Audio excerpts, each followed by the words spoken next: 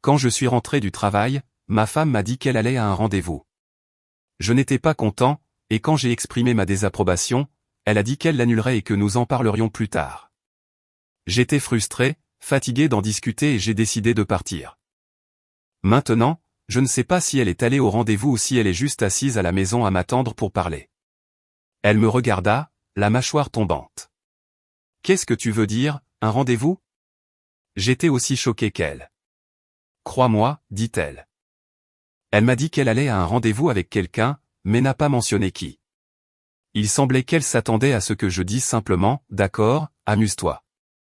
Est-ce une blague ? Es-tu sûr de l'avoir bien entendu ? Demandai-je, toujours confus.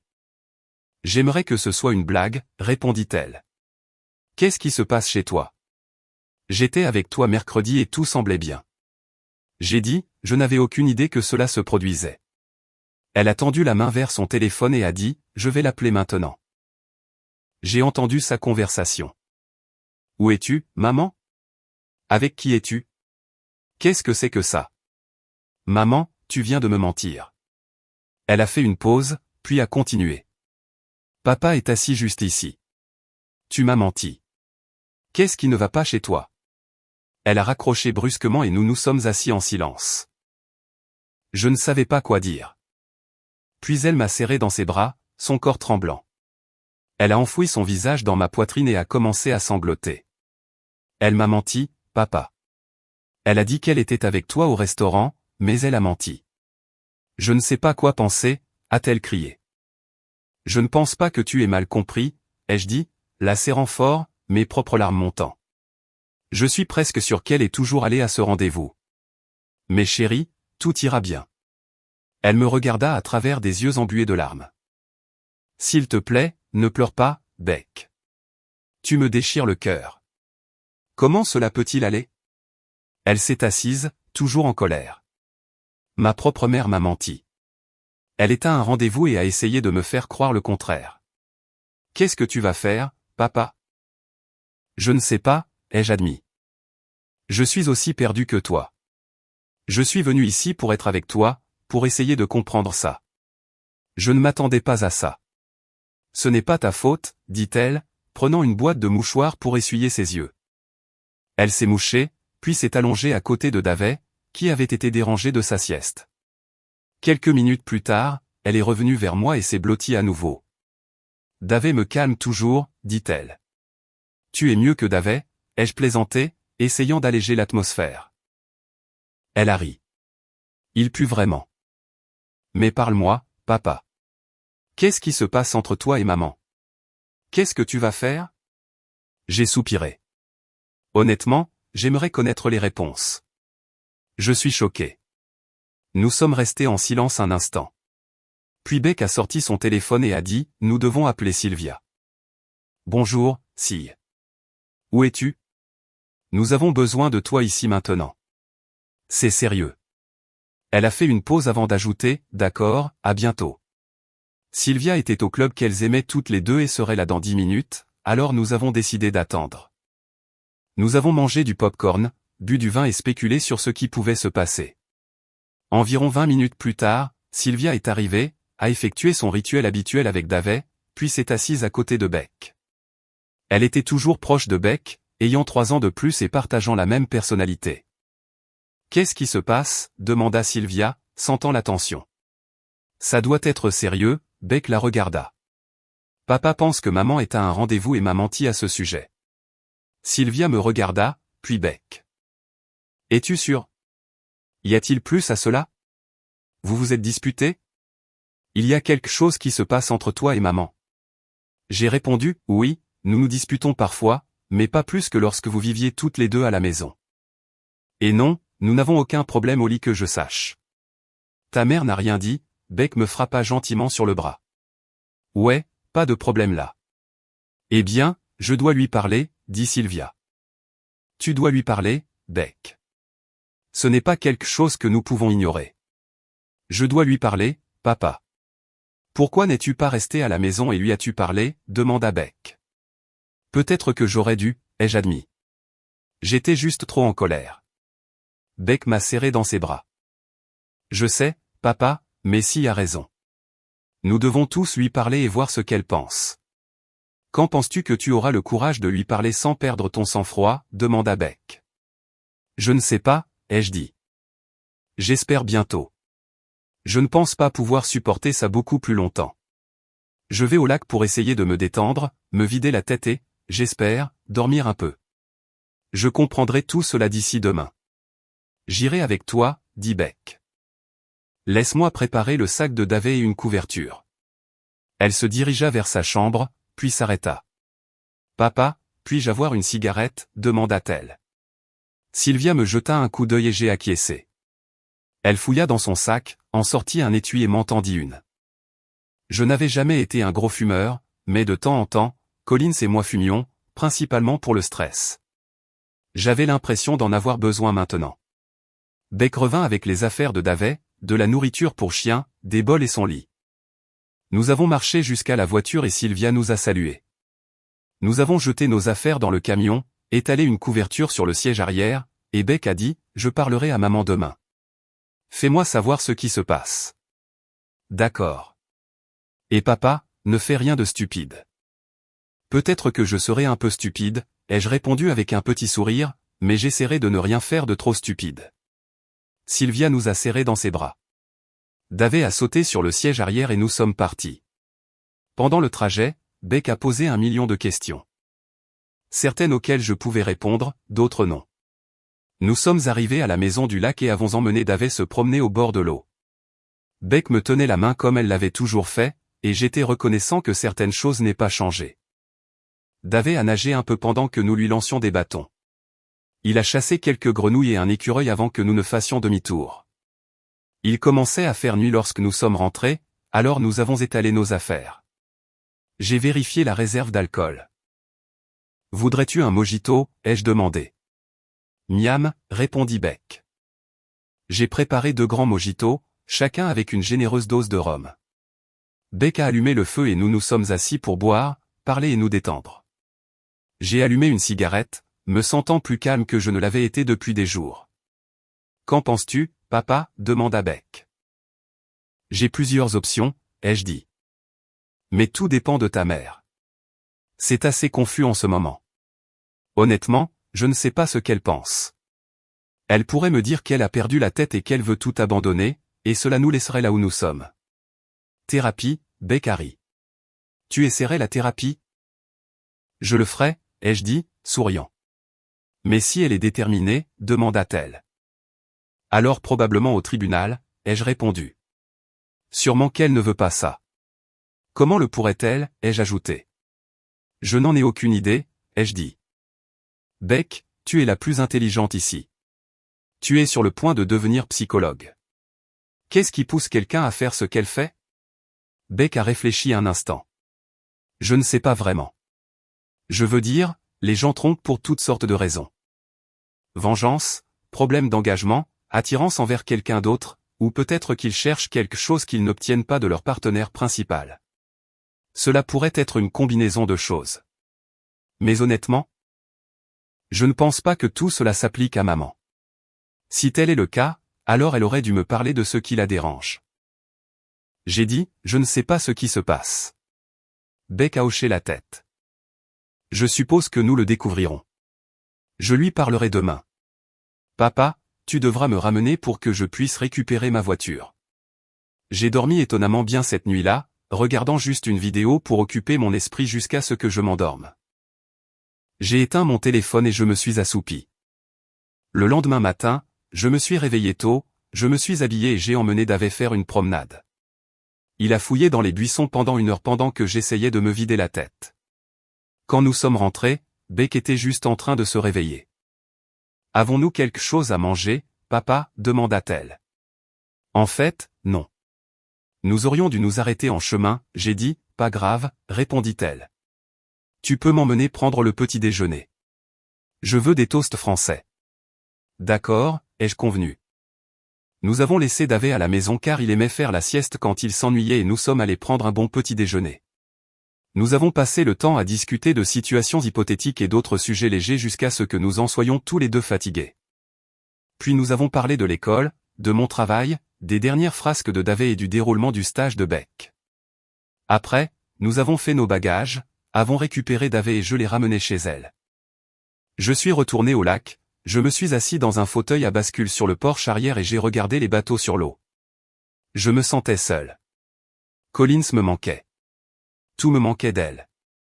Et même les petits moments avec Dave me manquaient. J'ai décidé d'aller pêcher, j'ai sorti le bateau et j'ai pêché près des cèdres. J'en ai attrapé quelques bons et je les ai nettoyés. Puis j'ai trouvé des frites dans le congélateur pour les accompagner. Quand je me suis souvenu de rallumer mon téléphone, j'ai vu des messages des deux filles me demandant de venir chez Beck. Je m'y suis rendu, le cœur lourd. Quand je suis arrivé, elle mangeait de la pizza et Beck m'a tendu une bière.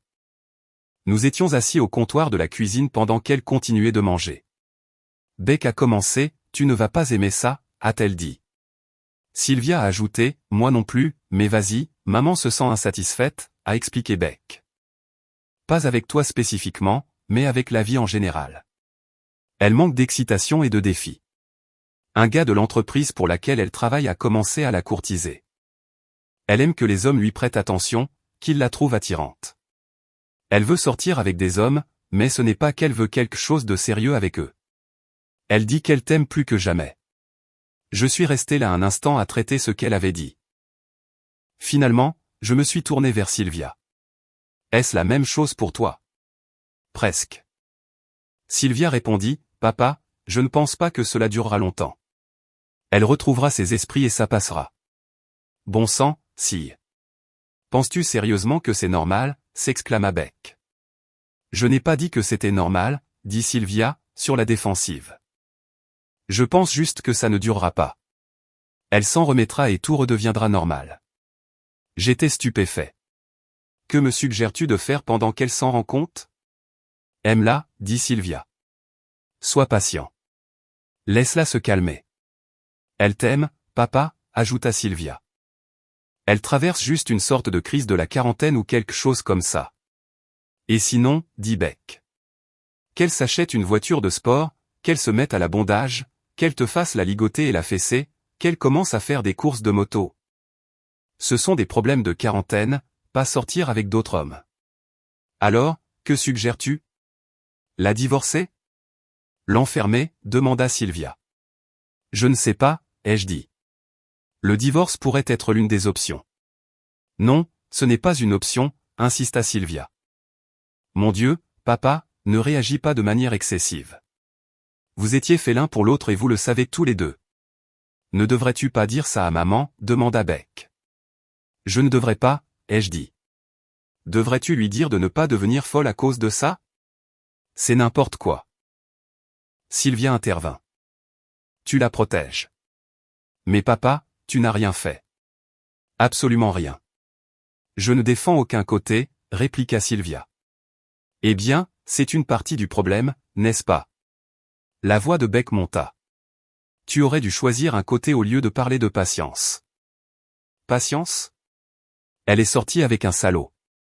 Sylvia, tu sais que c'est un salaud. S'il ne l'était pas, il ne harcèlerait pas une femme mariée.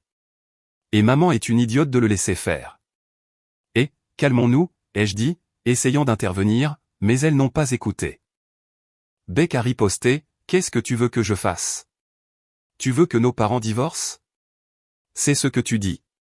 Ce n'est pas ce que je veux, a répondu Beck, sa voix tremblante. Ce n'est pas non plus ce que tu veux. Il s'agit de ce que papa veut. N'oublie pas, Sylvia. Papa ne voulait rien de tout ça. Maman le voulait. Et maintenant, c'est sa responsabilité de réparer ça. Je te le dis tout de suite, a continué Beck, elle peut avoir ce qu'elle veut. Mais jusqu'à ce qu'elle retrouve ses esprits, elle doit planifier notre relation comme je le veux. Et ce sera quoi? Demanda Sylvia. Je veux la voir le moins possible, ai-je dit. Et je ne veux plus avoir de ses nouvelles du tout. Alors, tu vas rompre avec maman? Demanda Sylvia. Je ne romps rien, ai-je dit. Et c'est ton problème. Tu ne le vois pas. Tout ce qui s'est passé depuis hier soir, c'est la faute de maman. C'est elle qui tire les ficelles.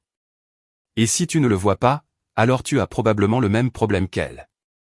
Avant que je puisse en dire plus, Sylvia a attrapé son sac et est sortie en trombe de la maison. J'ai essayé de tirer Beck vers moi, mais elle m'a repoussé. Nous avons tous deux regardé par la fenêtre Sylvia monter dans sa voiture. Les phares se sont allumés et éteints avant qu'elle ne parte. Je suis tellement en colère contre elle en ce moment, dit Beck, furieuse. Désolé, papa, mais c'était n'importe quoi, a-t-elle ajouté, se serrant contre moi. J'ai soupiré, laissant la tension s'apaiser un instant. Oui, c'est arrivé, ai-je dit doucement. Mais ce n'est pas la faute de Sylvia, Beck. C'est le fait de ta mère. Elle n'aurait pas dû nous mettre dans cette position. Je sais que vous êtes toutes les deux des femmes adultes, ai-je continué. Mais nous avons toujours eu une dynamique familiale spéciale. Nos vies tournaient autour les unes des autres. Je suis plus proche de vous les filles que n'importe quel père ne pourrait jamais l'être. Vous avez toujours eu une bonne relation avec votre mère. Et aucune de vous ne devrait être prise au milieu de tout ça. Beck leva les yeux vers moi. Ce n'est pas ta faute, papa.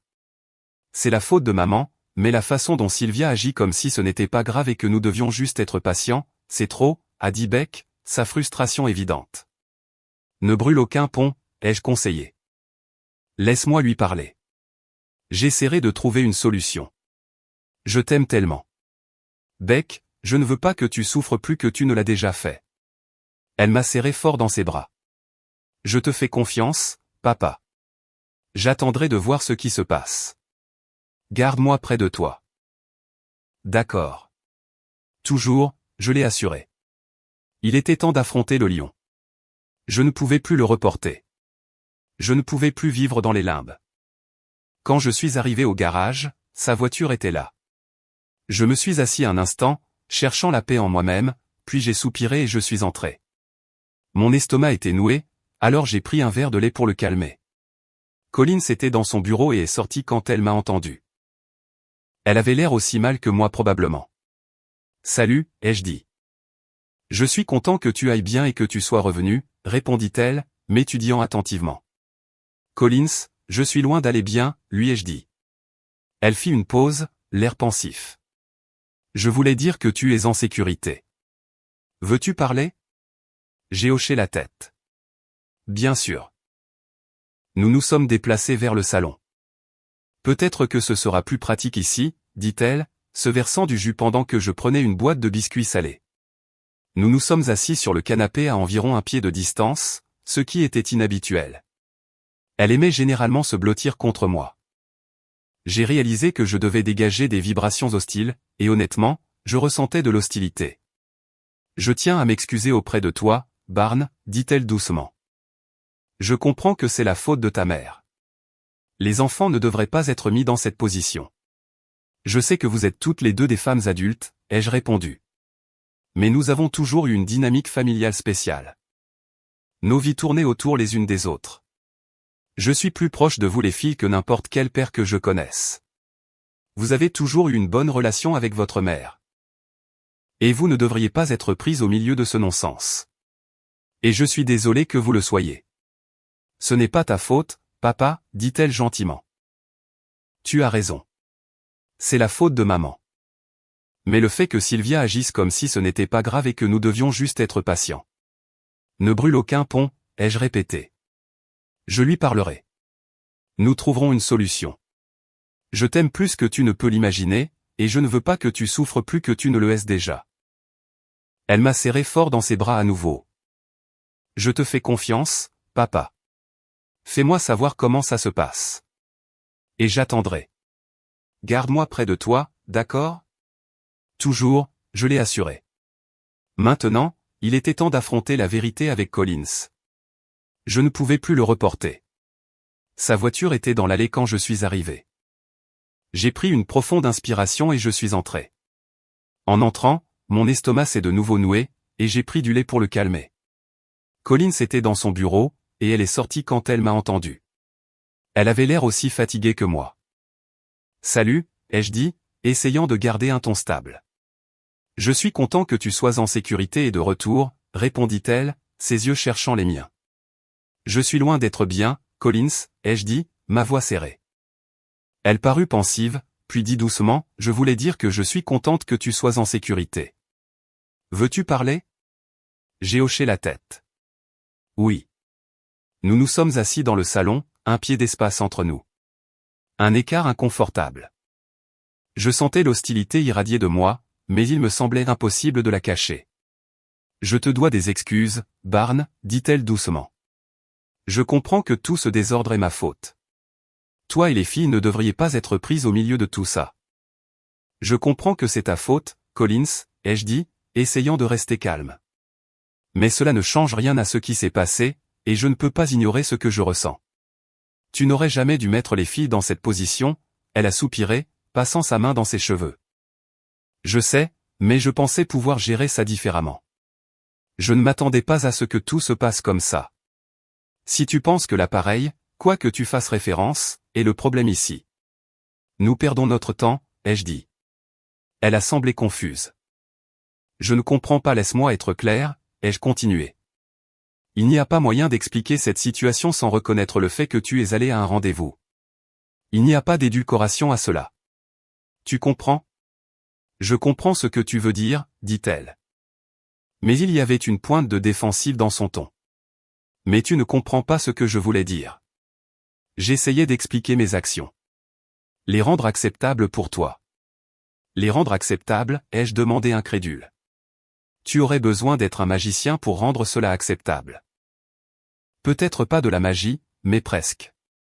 Elle a souri faiblement. Madame Liffey, hein.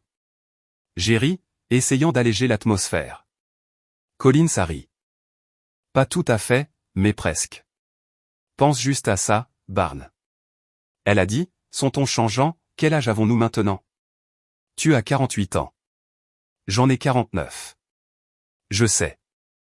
Nous sommes vieux, ai-je dit, riant malgré moi. Et pourtant, je me sens mieux que jamais. Je me sens physiquement comme 25 ans au moins. Mentalement, émotionnellement, a-t-elle demandé, levant un sourcil. Tu te souviens quand nous avions réellement 25 ans, ai-je demandé, une vague soudaine de nostalgie me frappant. Elle a souri doucement. Je me souviens. Je me souviens me sentir vivante, pleine de vie, comme s'il y avait des possibilités infinies, comme si nous pouvions tout réaliser. Tout scintillait. L'amour était une nouvelle découverte chaque jour. Je me souviens de ça aussi, ai-je dit, ma voix plus basse. Et maintenant, elle a soupiré. Maintenant je connais chacun de tes mouvements. Nous sommes bloqués dans cette routine. La vie est devenue prévisible. Le dimanche, nous pouvons soit aller à l'église, soit dormir, faire l'amour et passer la journée à préparer le dîner. Tu peux regarder le football. Ou nous pouvons choisir un film. Ce sont toutes des choses que nous avons faites 1000 fois, dit-elle. Tu as raison, ai-je répondu. Puis vient le lundi et nous nous levons, allons au travail, et faisons tout ça encore et encore. Les jours se fondent en semaines, les semaines en années, et les années en décennies. On a l'impression de faire juste les mouvements. Je comprends tout ça, ai-je dit. Mais je pense que la différence, c'est que j'aime faire ces choses avec toi. Je veux les faire 1000 fois de plus. C'est pourquoi nous continuons à les faire, parce que nous les aimons. Si nous ne les aimions pas, nous ferions autre chose.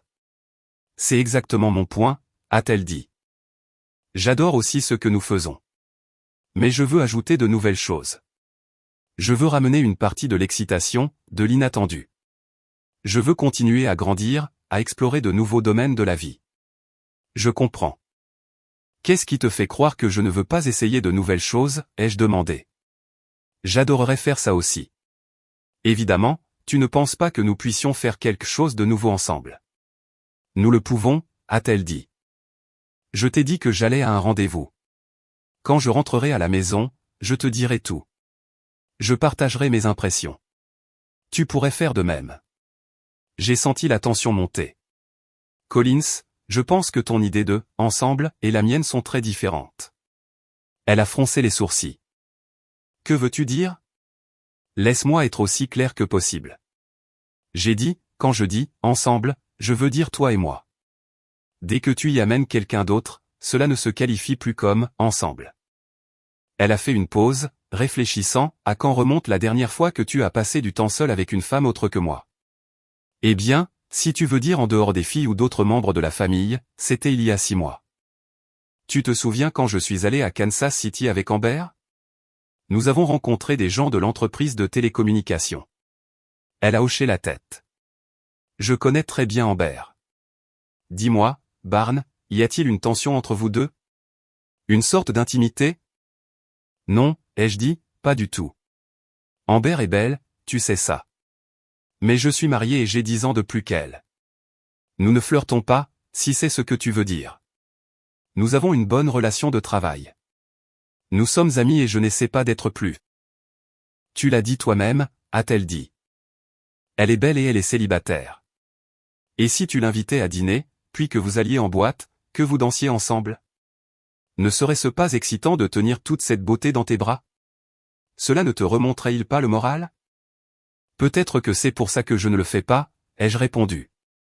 Pourquoi, a-t-elle défié? Parce que je suis marié avec toi, ai-je dit fermement. Je ne me mets pas dans des situations où mes désirs pourraient être dirigés vers quelqu'un d'autre que toi. Et si j'étais d'accord, demanda-t-elle. Cela n'a pas d'importance, ai-je répondu. Je ne serais pas d'accord avec ça, elle a soupiré. Je serais d'accord. Il y a peut-être 10 ans, j'aurais été contre, mais maintenant je suis plus mature. Je serais d'accord avec ça, et j'ai l'impression que tu devrais être d'accord avec moi si je fais la même chose. C'est là le problème, lui ai-je dit. Je ne suis pas d'accord. Ce n'est pas ce pourquoi je me suis engagé, Collins. Tu m'as promis. Tu m'as promis. Elle a interrompu. Si tu veux te retirer de ça, c'est bien. J'ai dit, mais ce n'est pas normal. Mais si tu as pris ta décision, je ne peux pas t'arrêter. Je ne contrôle que moi-même. Je ne veux pas sortir, dit-elle doucement. Je veux juste être plus libre, plus spontané. Je veux voir des aventures, y aller, mais pas arrêter. Vas-tu faire ça malgré ce que je ressens, ai-je demandé. Elle a soupiré à nouveau. Je ne sais pas, Barn. Je suis encline à dire oui. Le fait que tu y aies pensé, que tu aies tout imaginé dans ta tête et que tu puisses en parler si couramment me dit beaucoup. Tu n'as pas communiqué avec moi, ai-je dit, ma voix montant.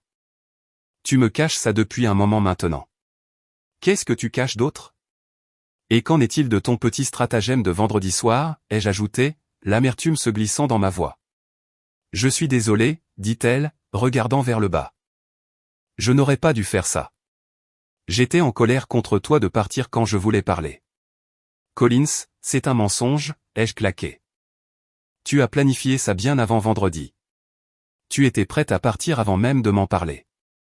Et en parlant de mensonges, tu as aussi menti à Beck. On dirait que tu es très doué pour ça. Je sentais la colère monter en moi. Je t'ai dit que j'annulerais tout pour que nous puissions parler. Mais tu as esquivé ça, n'est-ce pas? Je suis fatigué de parler, Collins. Tu as eu ta chance de faire les choses correctement. Ma position n'a pas changé. Il ne s'agit pas de trouver la bonne façon de me le dire.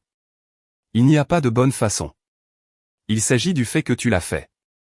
Tu l'as planifié et tu veux le refaire. C'est ce qui compte. Elle est restée silencieuse un instant et je me suis levé, prenant mes affaires.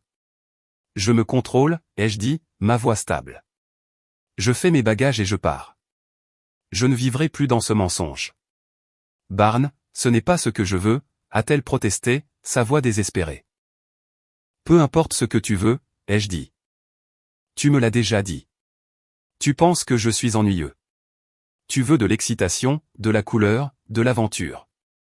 Même si tu ne fais jamais rien réellement. Je le saurai toujours. Tu ressens ça et il n'y a pas de quoi me convaincre que tu ne regretteras pas d'être coincé dans une vie ennuyeuse. J'ai dit, nous voulons des choses différentes, Collins. Alors, passons à autre chose.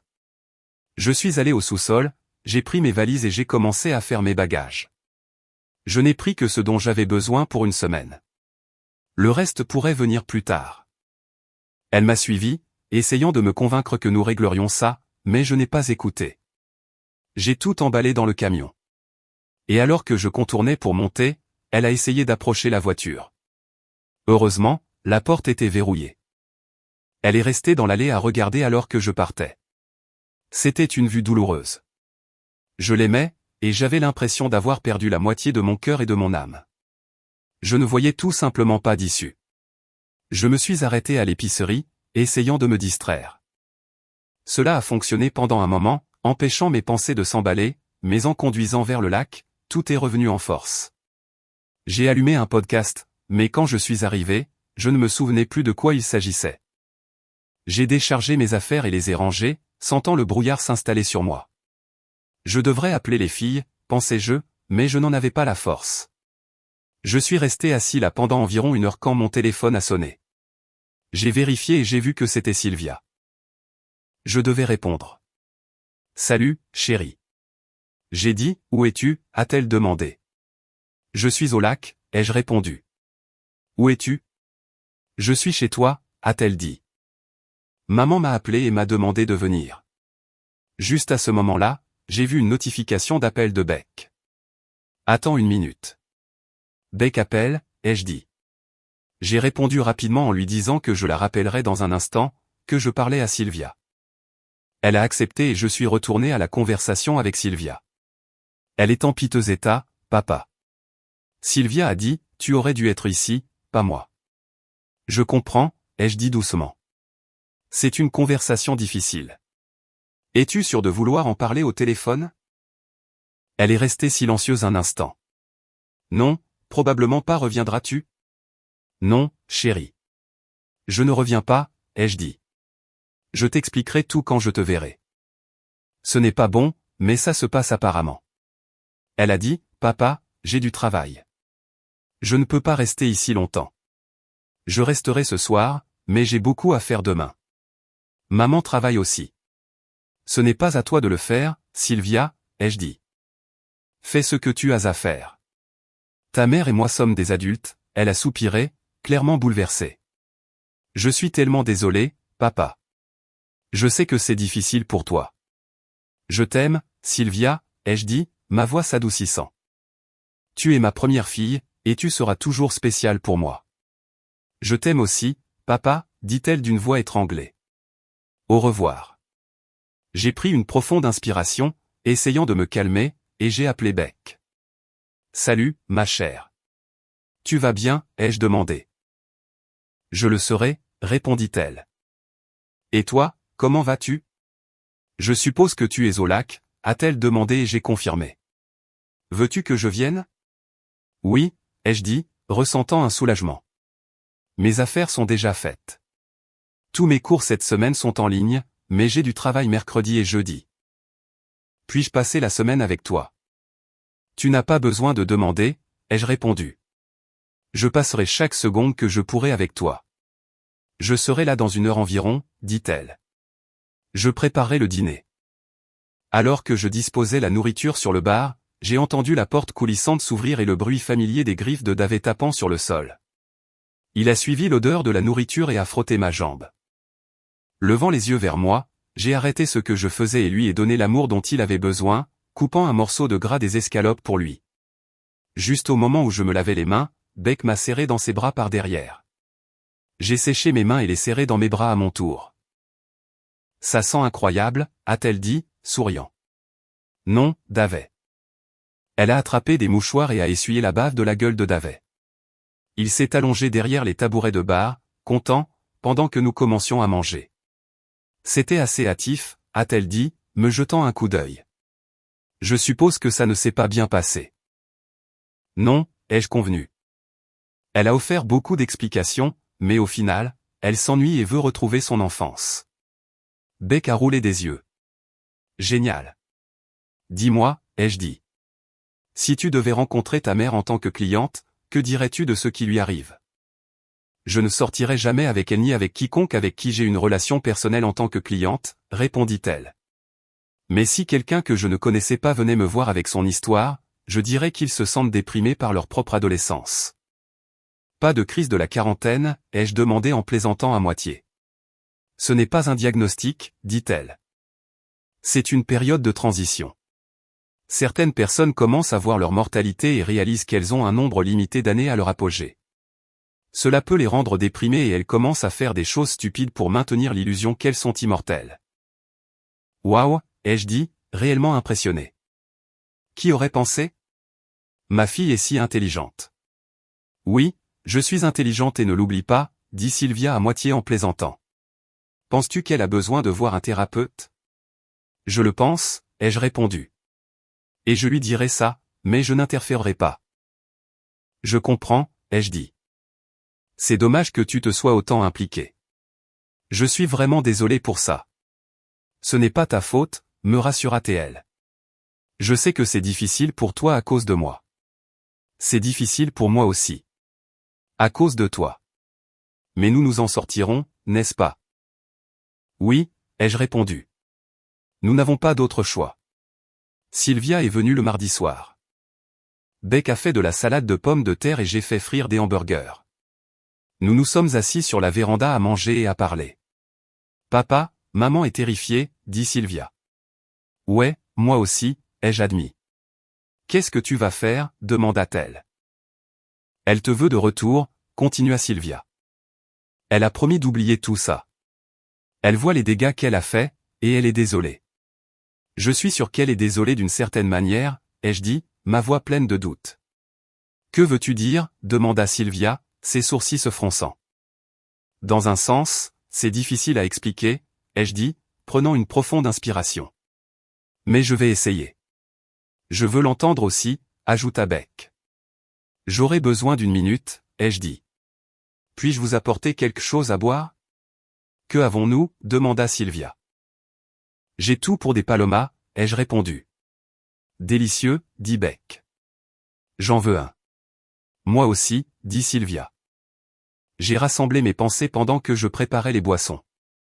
Nous nous sommes installés confortablement et j'étais aussi près que possible. Sylvia, tu sors toujours avec ce gars? Comment s'appelle-t-il déjà? Attends, Ouid. Beck interjeta. Sylvia rit. Non, j'ai réalisé que c'était vraiment une mauvaise herbe. J'ai un nouveau petit ami. Je l'ai rencontré ici il y a un mois. Il s'appelle Richard. Oh mon Dieu, Dick. Beck et moi avons éclaté de rire. Sylvia a secoué la tête, souriant. Oui, Richard. Mais imagine que Richard te dise que tu es ennuyeuse. Comment te sentirais-tu? Pas très bien, répondit-elle. Mais je ne suis pas ennuyeuse. Non, tu ne le es pas, ai-je dit. Mais disons que Richard pense que tu le es. Peux-tu discuter de ce qu'il ressent? Je ne comprends pas très bien, dit-elle, l'air confuse. Eh bien, Beck, ai-je continué. Tu n'aimes pas les raisins secs et Sylvia n'aime pas la noix de coco, n'est-ce pas? C'est ce que vous ressentez. Te sentirais-tu différemment si je te disais que tu les aimes en fait? Non, dit Beck, secouant la tête. Je comprends ton point. Maman t'a-t-elle vraiment dit que tu étais ennuyeuse dans ces mots exacts, ai-je demandé. Non, je ne peux pas la citer exactement, dit Beck, sa voix douce. Mais elle a dit beaucoup de choses. Nous les adultes, ajouta Sylvia. Je déteste vous choquer, mais je jure un peu. Quel est ton mot préféré? Beck a éclaté de rire. Probablement un putain. Elle a ri. Ça suffit, vous deux. Je les ai réprimandés, ce qui n'a provoqué qu'un autre éclat de rire. Elle m'a demandé si je me souvenais de ce que nous étions à 25 ans. J'ai dit, pour en revenir à la conversation sérieuse, elle a utilisé tous ces mots colorés pour décrire à quel point nos vies étaient excitantes, à quel point tout semblait nouveau et lumineux. Elle a l'impression que nous sommes coincés dans une routine, à faire les mêmes choses encore et encore, et elle veut ramener cette excitation. Ressens-tu la même chose, papa? Probablement un peu, ai-je admis. Je sais que je n'ai plus 25 ans, mais j'aime les choses que nous faisons. Si je ne les aimais pas, nous ferions autre chose. Je ne vois rien de mal à cela. Eh bien, elle le voit différemment, dit Sylvia. Qu'a-t-elle dit? Je lui ai dit qu'elle veut faire d'autres choses, ai-je répondu.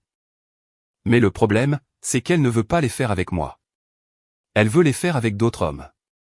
Elle aime être courtisée, se sentir désirée par les hommes. Donc, elle va avoir des rendez-vous et si tout se passe bien, avoir de l'intimité avec eux.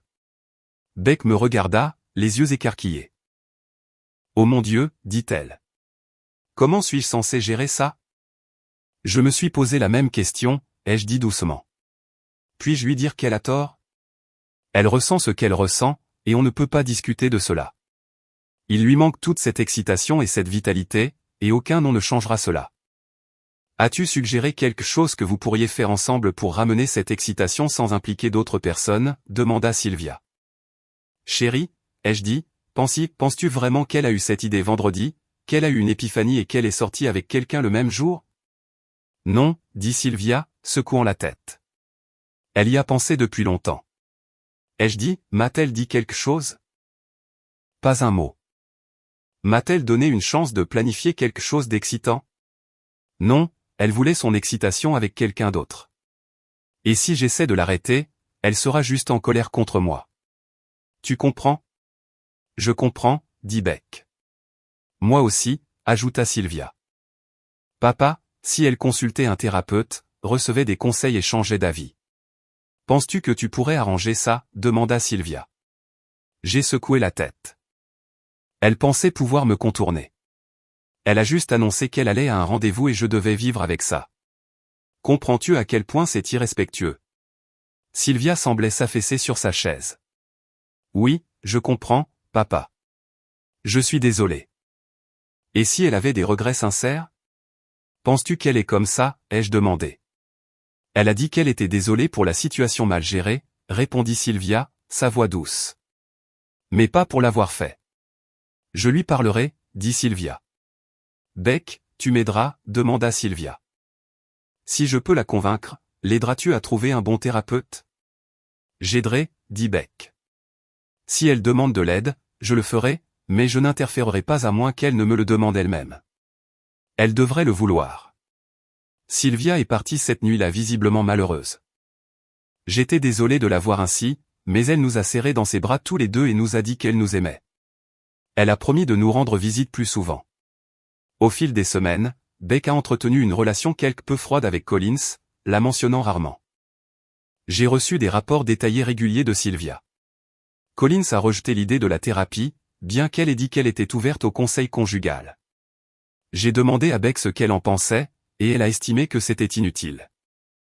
Elle croyait qu'à moins que la cause profonde de l'insatisfaction de Collins ne soit abordée, toute thérapie ne l'aiderait qu'à masquer ses sentiments ou à essayer de me réconcilier avec ce qu'elle voulait. Es-tu prête pour ça? Demanda Beck un soir. Non, je ne suis pas intéressé par d'autres femmes, ai-je répondu. Et certainement pas intéressé à la partager avec d'autres hommes. Sylvia, qui avait écouté en silence, posa une question intéressante. Es-tu sûr, papa? Et si tu le voyais juste comme de courtes vacances de mariage? Tu pourrais rencontrer des femmes attirantes pendant un moment. Une fois que maman réalisera qu'elle a tort, tu pourrais reprendre ta vie normale. Puis-je, ai-je demandé. Et si dans 2 ans, 5 ans ou 10, elle s'ennuie à nouveau? De plus, je ne connais aucune femme attirante avec qui je pourrais être ami, même si je le voulais, ce que je ne veux pas. Tu ne vois pas de jolies filles qui attendent dehors? Beck a taquiné. J'ai ri. Dois-je aller vérifier? Elles ont toutes les deux ri. À moins que tu ne travailles avec elles ou que ce ne soient des cambrioleuses qui s'introduisent dans la maison, tu ne rencontreras personne, dit Beck, toujours en riant. Sylvia a souri. Tu es un très bel homme pour ton âge, papa. Je ne suis pas intéressé par ça, ai-je dit fermement. Non, Sylvia, je ne peux tout simplement pas. Je n'en ai pas en moi. Es-tu déçue? Demanda-t-elle doucement. D'une certaine manière, oui, dit-elle. Je n'aime pas que toi et maman ne soyez pas ensemble. D'un autre côté, je te respecte. Tu te connais. Tu as des principes moraux à ce sujet et tu t'y tiens. Je te respecte pour ça. Après 2 mois sans changement visible, je ne pouvais plus le supporter. J'ai demandé le divorce. Cela a immédiatement déclenché un appel téléphonique. Cela est allé trop loin, Barnes, a dit Colin, sa voix tendue d'émotion. Tu me divorces? Tu n'as aucune raison. Je n'ai pas besoin de dire quoi que ce soit au juge, ai-je répondu. C'est un divorce sans faute. Que vas-tu dire aux autres? A-t-elle demandé. Nous nous sommes disputés. Et tu m'as divorcé, ai-je dit d'un ton monocorde. Je ne leur dirai rien. Cela ne les regarde pas, je viens, dit-elle. Nous devons en parler avant qu'il ne soit trop tard. Veux-tu que je prépare le dîner vendredi soir? A-t-elle demandé, sa voix plus douce maintenant. Oui, ce serait merveilleux, ai-je dit, mes émotions encore à vif. Je terminais de préparer le dîner quand j'ai entendu la porte s'ouvrir. J'étais un peu agacé qu'elle entre simplement. Bien sûr, nous possédions tous les deux la maison du lac, mais je ne suis pas retourné à la maison de la ville et je ne lui ai tout simplement pas rendu visite quand elle était là. Je suis allé chercher mes affaires pendant qu'elle était au travail. C'est tout. Elle était aussi belle que jamais. Malgré tout, elle savait toujours comment faire battre mon cœur un peu plus vite. Même si j'étais fatigué d'elle, elle a jeté son sac sur une chaise et a marché vers moi. Elle voulait un câlin, qui s'est rapidement transformé en un désir de baiser. Je pouvais la serrer dans mes bras, mais un baiser dans ces circonstances était au-delà de mes forces. Elle a eu l'air offensée, mais tant pis. J'étais offensé aussi, et j'avais mes raisons. Puis-je aider, demanda-t-elle, sa voix douce. Tout est prêt, ai-je dit, essayant de garder mon sang-froid. Tu peux mettre la table pendant que je sors les plats. Nous avons mis la nourriture, versé le vin, et elle a commencé à parler. Je ne veux pas divorcer Barnes, dit-elle, sa voix pleine de frustration. C'est ce que je ne comprends pas, ai-je dit. Pourquoi? Parce que je t'aime, dit-elle. Je veux passer toute ma vie avec toi. Mais pourquoi, ai-je demandé à nouveau. Tu as été marié avec moi presque toute ta vie d'adulte et cela ne t'a pas apporté de satisfaction. Je n'ai jamais dit que j'étais insatisfaite, répondit-elle rapidement. Peut-être pas dans ces mots exacts, ai-je dit, ma frustration grandissant. Mais tu as clairement indiqué qu'il te manquait quelque chose. Alors tu m'as mal compris, dit-elle. Je suis très heureuse. Je voulais juste ajouter de la satisfaction pour nous deux. D'accord, ai-je dit, essayant de rester calme, mais ce que tu voulais ajouter, c'était des connexions avec d'autres hommes. Cela me rend très insatisfait. Elle sembla hésiter, mais répondit ensuite, la réponse me semble simple. Nous divorçons. J'ai dit sans détour, tu peux coucher avec qui tu veux, autant que tu veux, et je ne me sentirai pas insatisfait. Mais je ne serai pas marié à toi pendant que tu le feras. Tu peux continuer et je continuerai ma vie. Peut-être que je trouverai quelqu'un qui ne veut pas coucher avec d'autres hommes. Elle a secoué la tête. C'est un sacré marché. Ouais, ai-je dit. La différence est que je ne serai pas marié à toi pendant que tu le feras. Tu obtiens ce que tu veux et j'obtiens ce que je veux. Ce n'est pas ce que je veux, dit-elle, sa voix tremblante d'émotion. Pourquoi y aurait-il un choix entre toi et des rendez-vous occasionnels avec d'autres hommes? Si c'est un choix, je veux être marié à toi, dit-elle. Je comprends ça, ai-je dit. Mais le problème, c'est que je ne veux pas être marié à une femme qui veut coucher avec d'autres hommes, qu'elle le fasse ou non. Même si je t'aime, j'abandonne cette idée et je te choisis, dit Collins. Ne veux-tu pas être marié à moi, demanda-t-elle. Oui, Collins. C'est ça, ai-je répondu, ma voix douce. Regarde-moi, Barnes, dit-elle. Je l'ai fait. Et la seconde d'après, elle m'a embrassé. Mais mon manque de réponse est devenu évident et elle s'est arrêtée. Qu'est-ce qui ne va pas, demanda-t-elle, confuse. Collins, tu sortais avec quelqu'un, ai-je demandé, connaissant déjà la réponse. Je pouvais voir le doute dans ses yeux. Apparemment, elle avait décidé d'être honnête avec moi. Oui, dit-elle, faisant une pause, puis hochant la tête. 2 d'entre eux. C'est ça le problème, lui ai-je dit. Mon Dieu, Barnes, avant que nous nous rencontrions, j'ai couché avec une demi-douzaine de gars, dit-elle, sa voix presque désolée. Tu étais avec d'autres filles aussi, ai-je répondu. Mais les mots-clés ici sont, avant que nous nous rencontrions. Je n'ai jamais couché avec personne d'autre que toi depuis que nous nous sommes mariés. Je n'ai même rien fait d'inapproprié. Tu ne peux plus dire la même chose. Alors couche avec d'autres femmes, dit-elle, sont-on plus résignés que provocateurs. Je t'ai dit que tu étais libre de le faire. Fais une promenade. Reviens. Raconte-moi. Sois avec moi après. Ça m'excitera. Je sais que tu veux ça. Je ne veux pas, ai-je dit fermement. Vas-tu rencontrer quelqu'un, demanda-t-elle. Peut-être finalement, ai-je dit, sentant le poids de tout cela. Mais j'aime être marié, Collins. Je ne trouve pas cela ennuyeux, elle a soupiré profondément. Pourrais-je être l'une des femmes avec qui tu sors, demanda-t-elle, sa voix teintée de tristesse et d'espoir. Peut-être, ai-je dit, hésitant. Mais j'en doute. Je ne ressens plus la même chose pour toi. Peut-être que je pourrais arrêter d'être en colère à cause de la façon dont tu m'as traité. Peut-être que je ne penserai pas aux autres hommes avec qui tu es. Mais si j'étais toi, je ne me ferai pas d'illusions. Elle se leva, en colère et triste à la fois, et alla ramasser son sac. Fais-moi savoir quand tu changeras d'avis, dit-elle avant de se retourner et de partir.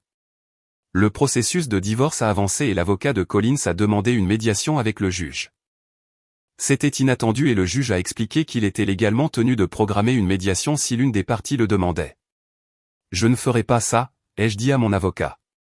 Ce n'est pas l'affaire du juge, et ce n'est certainement pas l'affaire de l'État. Vous êtes un expert. Je ne peux pas vous arrêter, dit-il. Mais c'est ce que dit la loi. Je suis resté silencieux un instant. Et si nous vous rappelions pour la procédure de divorce? Pourrait-il toujours programmer une médiation alors? Mon avocat a semblé stupéfait. Non, je ne pense pas qu'il le puisse. C'est ce que vous voulez faire, demanda-t-il. Oui, ai-je dit fermement. Cela sembla stupéfier toutes les personnes présentes. Collins avait un air suffisant sur son visage. Mais après le rejet de l'affaire, je l'ai approché. La raison pour laquelle j'ai retiré le procès est que je ne forcerai rien, lui ai-je dit, jusqu'à ce que tu abandonnes tes bêtises. C'est la dernière fois que je te parlerai. N'appelle pas. N'écris pas. N'envoie pas de télégramme. Je ne te parlerai plus jamais. Sa mâchoire est tombée. Elle a ouvert la bouche pour dire quelque chose, mais je suis juste parti. Elle a essayé de me contacter pendant 2 mois en utilisant des astuces astucieuses comme l'envoi de messages via Sylvia, essayant de se rencontrer. La relation de Beck avec sa mère s'est détériorée au point qu'elle ne se parlait même plus, ce qui a causé des tensions entre Beck et Sylvia. Collins a essayé de venir à la maison du lac 3 fois, mais j'ai changé les serrures et gardé toutes les portes fermées. Je l'ai simplement ignorée.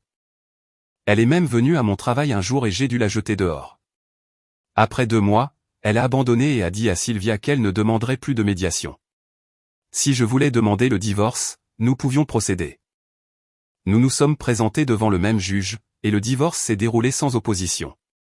J'ai vu que Collins n'était pas heureuse, mais tout était réglé entre nous, et il ne pouvait rien ordonner de plus. Elle a gardé la maison en ville, et j'ai gardé la maison au bord du lac. C'est exactement ce que je voulais. La répartition des actifs était juste. Elle a gardé son entreprise et j'ai gardé la mienne. Aucune pension alimentaire n'a été attribuée et chacun a conservé son épargne retraite.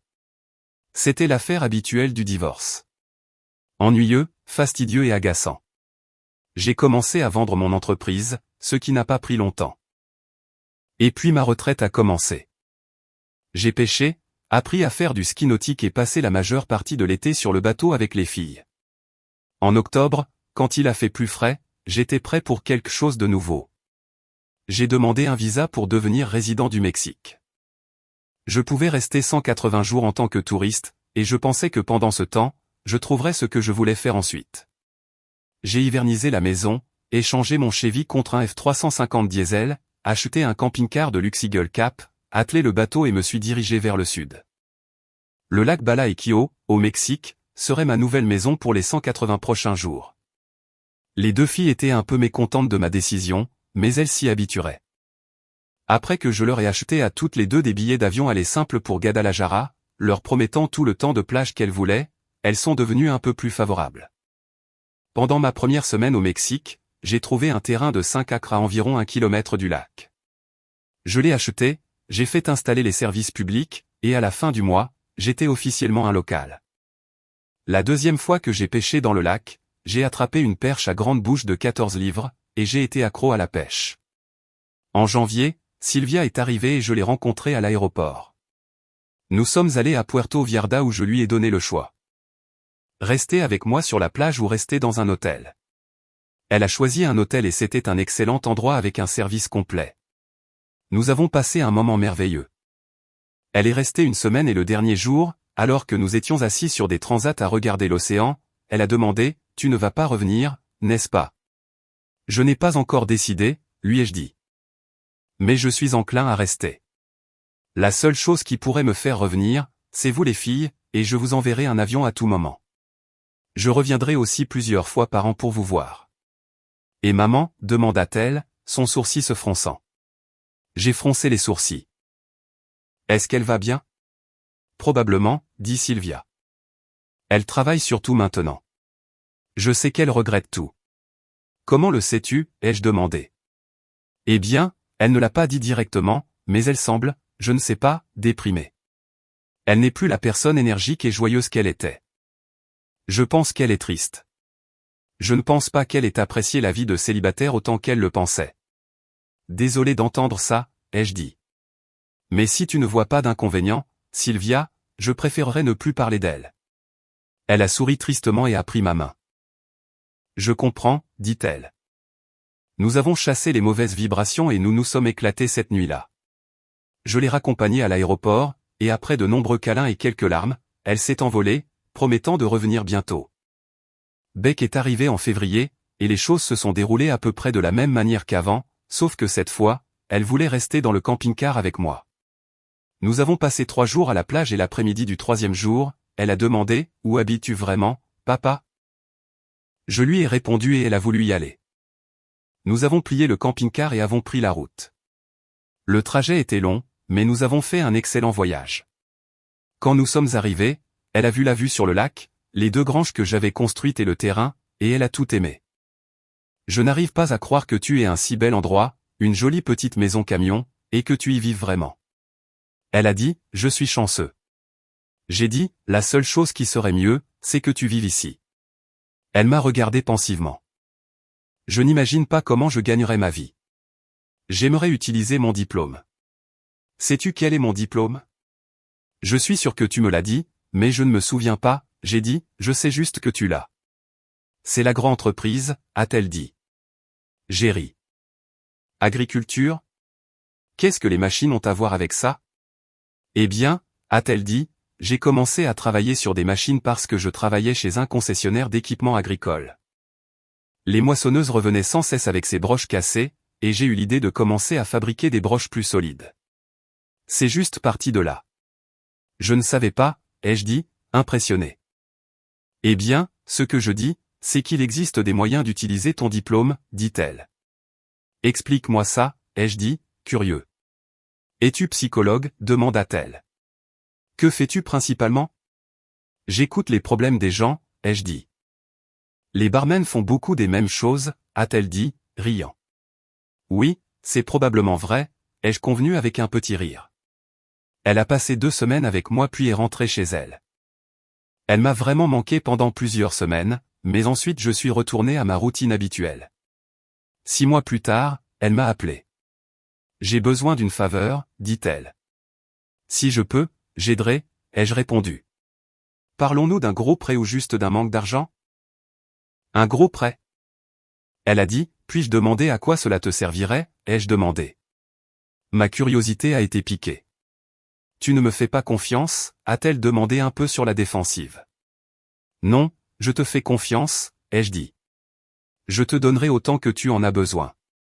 Je plaisantais juste. Je veux acheter un hôtel, dit-elle. D'accord, ça a l'air intéressant, ai-je répondu. Est-ce un hôtel en activité? Est-ce qu'il génère des revenus? Puis-je le consulter en ligne ou quelque chose comme ça? Je pourrais, dit-elle.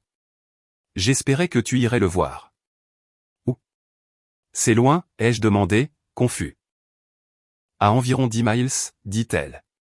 C'est sur le lac Bala. Est-ce vrai ou te moques-tu encore de moi? Non, dit-elle. J'ai étudié leur rapport avec un comptable. Ils font de bons bénéfices. Ils ont un bar, donc je pourrais écouter les problèmes des gens. Elle a ri aux éclats et je l'ai rejointe. Oh mon Dieu, chérie. Ce serait comme un rêve devenu réalité pour moi. De combien as-tu besoin? Elle a cité un montant stupéfiant. Mon Dieu, Beck, tu vises le gros gibier, hein, ai-je dit incrédule. Peut-être, dit-elle. Cela te laissera-t-il sans fond? Seulement si tu ne me rembourses pas, ai-je dit. Je ferai un plan de remboursement, répondit-elle. Il devrait être à court terme. Une fois que je serai propriétaire d'entreprise et que je pourrai prouver que je suis rentable, je recevrai un financement bancaire. Je n'ai en quelque sorte pas d'historique de crédit. Je comprends, ai-je dit, mon enthousiasme pour elle grandissant. C'est tellement génial, Beck. Je n'arrive pas à croire que tu fasses ça. Ce sera formidable de t'avoir ici. J'irai y jeter un coup d'œil et je te dirai ce que j'en pense. Ai-je dit, mais tu devrais venir voir par toi-même aussi. Elle est arrivée 3 semaines plus tard et nous avons visité l'endroit. C'était destiné aux pêcheurs principalement des États-Unis et c'était un rêve devenu réalité pour elle. À mon avis, c'était un très bon investissement. 6 mois plus tard, ma fille est devenue propriétaire de l'entreprise et elle la dirigeait bien. Tout allait bien et Dave est devenu une célébrité locale. Il était constamment choyé et était au 7e ciel. Beck et moi passions beaucoup de temps ensemble et j'allais souvent au bar. Parfois, Beck se tenait derrière le bar et c'était amusant de la voir utiliser ses compétences psychologiques. Elle tenait un restaurant de première classe et les habitants y dînaient souvent. Il était toujours plein. Mais elle avait une table dans la cuisine et il me trouvait toujours une place. Un vendredi soir, j'étais dans la cuisine quand le chef cuisinier m'a demandé si cela me dérangeait s'il plaçait un autre client à ma table. Je n'étais pas ravi, mais que pouvais-je faire? Bien sûr, ai-je dit. Il est parti. Et quand il est revenu, il y avait une femme avec lui. J'ai halté. Mon Dieu, elle était incroyable. Elle était vêtue élégamment d'une robe jaune qui mettait en valeur sa peau foncée. La robe était décolletée et descendait jusqu'aux genoux, mais avait une fente sur le côté. Alors qu'elle marchait, une délicieuse jambe brune était visible. Ses cheveux étaient épais et noirs, striés de châtain. Son front était haut et large, et ses yeux sombres semblaient presque noirs. Elle avait des pommettes saillantes, des lèvres pleines et pulpeuses, et un petit menton pointu qui donnait à son visage une forme de cœur. Le chef a tiré une chaise pour elle, et quand elle s'est assise, il nous a présenté. Voici M. Barton, le père de la propriétaire ici. Je me suis levé quand elle s'est assise, puis me suis rassis et lui ai tendu la main. Barn, s'il vous plaît, ai-je dit. Non, monsieur. Elle a ri d'un rire grave et musical. Et je voulais l'entendre à nouveau. Vous pouvez m'appeler Nidita, dit-elle. Son anglais délicieusement accentué était impeccable, et sa voix était grave pour une femme, un peu rauque, mais douce comme du velours. Il semble que vous ayez déjà commandé, ai-je dit, remarquant le verre qui ressemblait à de la sangria. Je n'avais pas de réservation, dit-elle. Thomas me trouve généralement une place, mais aujourd'hui je ne voulais pas m'asseoir au bar. Il y a quelqu'un que je veux éviter. Je n'ai pas compris, mais cela n'avait pas d'importance. Je suis content que cette personne ne soit pas ici, ai-je dit. Parce que cela signifie que je peux vous regarder et vous écouter parler. Vous êtes en sécurité avec moi, ai-je ajouté avec un sourire. Ma mission dans la vie est de protéger les belles dames des invités ennuyeux. Elle a réellement rougi, la couleur touchant ses joues, et je n'ai pas pu m'empêcher de sourire. Je suis très contente d'avoir un si galant défenseur, a-t-elle dit, riant à nouveau. Et j'ai eu la chair de poule. Dînez-vous souvent ici, ai-je demandé. Oui, dit-elle. Comme Thomas l'a dit, ma fille est propriétaire de cet endroit. Et bien que je puisse cuisiner, je suis seule, alors je viens ici. Ah, la belle Beck, dit-elle, sa voix s'adoucissant. Je l'aime beaucoup. Elle et moi devenons amis. Est-ce vrai, ai-je demandé, sincèrement heureux de l'entendre. Eh bien, je suis content d'apprendre qu'elle se fait des amis, ai-je dit. Habites-tu à proximité? Oui, dit-elle. J'ai une maison près de la rivière quoi. J'y habite la plupart du temps, mais aussi à Loch. Tu habites évidemment à proximité. J'ai ri. Eh bien, oui, je suis assez mobile, Nidita. J'ai 5 acres à proximité avec quelques bâtiments, mais j'ai aussi un camion et un camping-car. J'ai des jambes vagabondes maintenant et j'aime pouvoir partir à tout moment. Je comprends, dit-elle en hochant la tête. As-tu récemment déménagé ici des États-Unis comme Beck? Oui, ai-je dit. Je suis ici depuis environ 1 an. Je suis arrivé avant Beck. Elle est venue visiter, est tombée amoureuse de cet endroit et a acheté cet hôtel. Qu'est-ce qui t'amène ici? Demanda-t-elle, la curiosité dans les yeux. Au début, c'était la pêche, ai-je expliqué. Et c'est toujours le cas. J'ai eu l'opportunité de vendre mon entreprise aux États-Unis et de satisfaire mon désir de voyager. Quel genre d'entreprise avais-tu? Demanda-t-elle. Elle hésita, puis dit, je suis désolé. Cela ne me regarde pas, j'ai ri. Ne t'inquiète pas, ça ne me dérange pas. Je fabriquais des pièces pour des entreprises comme Caterpillar, John Deere et d'autres. Ah, le magnate de l'industrie, dit-elle, me souriant d'un sourire radieux. La blancheur de ses dents illuminait sa belle peau brune. À peine, ai-je dit en riant. Mais je suis maintenant à la retraite permanente. Je ne le suis pas, dit-elle. Je pourrais, mais je veux faire quelque chose. Quoi exactement, ai-je demandé, curieux. Je vends des substances illégales, dit-elle d'une voix douce, ces mots me prenant par surprise. Elle a ri doucement. Pas vraiment. Je possède une entreprise pharmaceutique. Nous fournissons des médicaments à l'Institut mexicain de sécurité sociale. Waouh, c'est impressionnant, ai-je dit. Je ne m'attendais pas à ça. C'est pourquoi je vis aussi à Lausanne, dit-elle. Elle m'a regardé pensivement. Peut-être que je devrais aussi prendre ma retraite et être comme Barnes. Qu'en dis-tu? Des jambes libres et des fantaisies. J'ai ri. Pieds légers et libres, ai-je dit, souriant. Oui, dit-elle. Je ne savais pas comment le dire en anglais. Tu parles un excellent anglais, ai-je dit. Je parle espagnol, mais tu parles mieux que moi. Voudrais-tu savoir quelle est mon activité ici, demanda-t-elle, les yeux pétillants. J'aimerais savoir ce que tu fais, ai-je répondu, intrigué. J'ai plusieurs hectares de terrain le long de la rivière et plusieurs chevaux, mais surtout du bétail, dit-elle. Quelle race, ai-je demandé, intrigué. J'ai du bétail de race Gelvi enregistré, répondit-elle. Tu les connais, ai-je demandé en plaisantant à moitié. Eh bien, je ne les connais pas personnellement, dit-elle, ce qui la fit éclater de rire. Mais j'en ai entendu parler. J'ai ri aussi. Barnes, tu es très drôle, dit-elle, se ressaisissant. Je devrais te présenter certains d'entre eux personnellement pour corriger cette lacune dans tes connaissances. C'était à mon tour de rire. Je n'ai pas ricané. Les ricanements sont indécents pour les hommes. Mais j'ai bien ri. Nidita était une femme très drôle. Je dois demander, ai-je dit. Et vous pouvez dire que ce n'est pas mon affaire, mais y a-t-il un M.V. Non, répondit-elle, son expression devenant lointaine. Il y en a eu un, mais plus maintenant. Il travaillait dans l'industrie prochimique.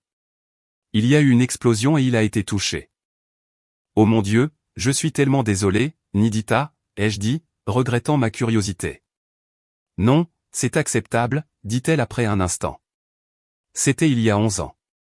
Je me souviens des bons moments qui me restent. J'ai hoché la tête. Oui, la douleur de perdre des êtres chers s'estompe avec le temps, et on commence à se souvenir des bonnes choses. Et toi, Barnes, demanda-t-elle. La belle Bec. Apparemment, elle a une mère.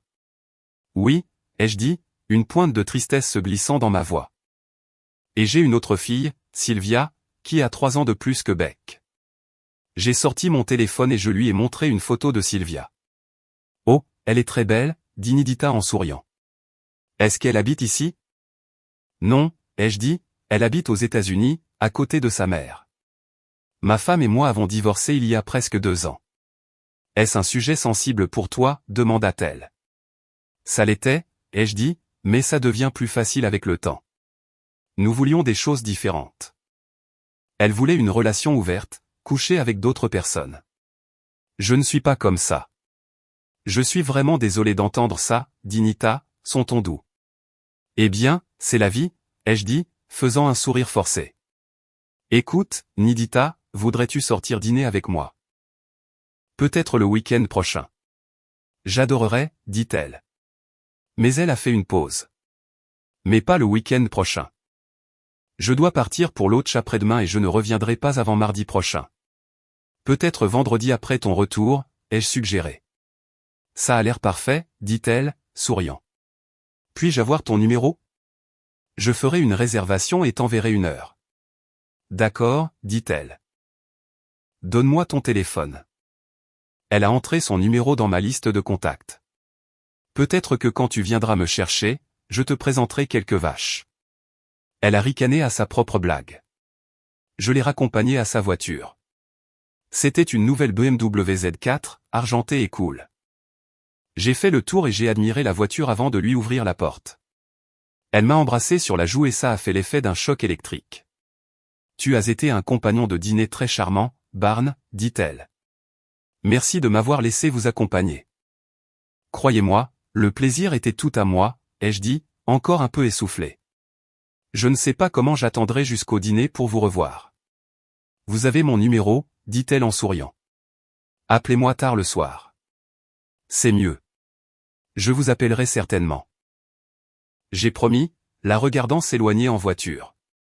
Mon Dieu, quelle femme exquise. Elle a accepté de me rencontrer, et j'avais l'impression de voler, de marcher sur des nuages. Je suis rentré pour dire au revoir à Beck, qui séjournait dans un hôtel. J'ai frappé à sa porte, et elle l'a ouverte, l'air excité. « Tu l'as aimée » demanda-t-elle sans retenue. « N'est-elle pas fabuleuse ? Elle est si mignonne aussi. »« Papa, tu l'as invitée à sortir ? Toi, le rusé ?» Je l'ai serré dans mes bras et lui ai tapoté les fesses en jouant. « Tu as arrangé ça, n'est-ce pas ?» ai-je dit avec un sourire. Elle a ricané de sa voix malicieuse. Je l'ai fait. « J'en ai assez, » ai-je dit, feignant l'exaspération.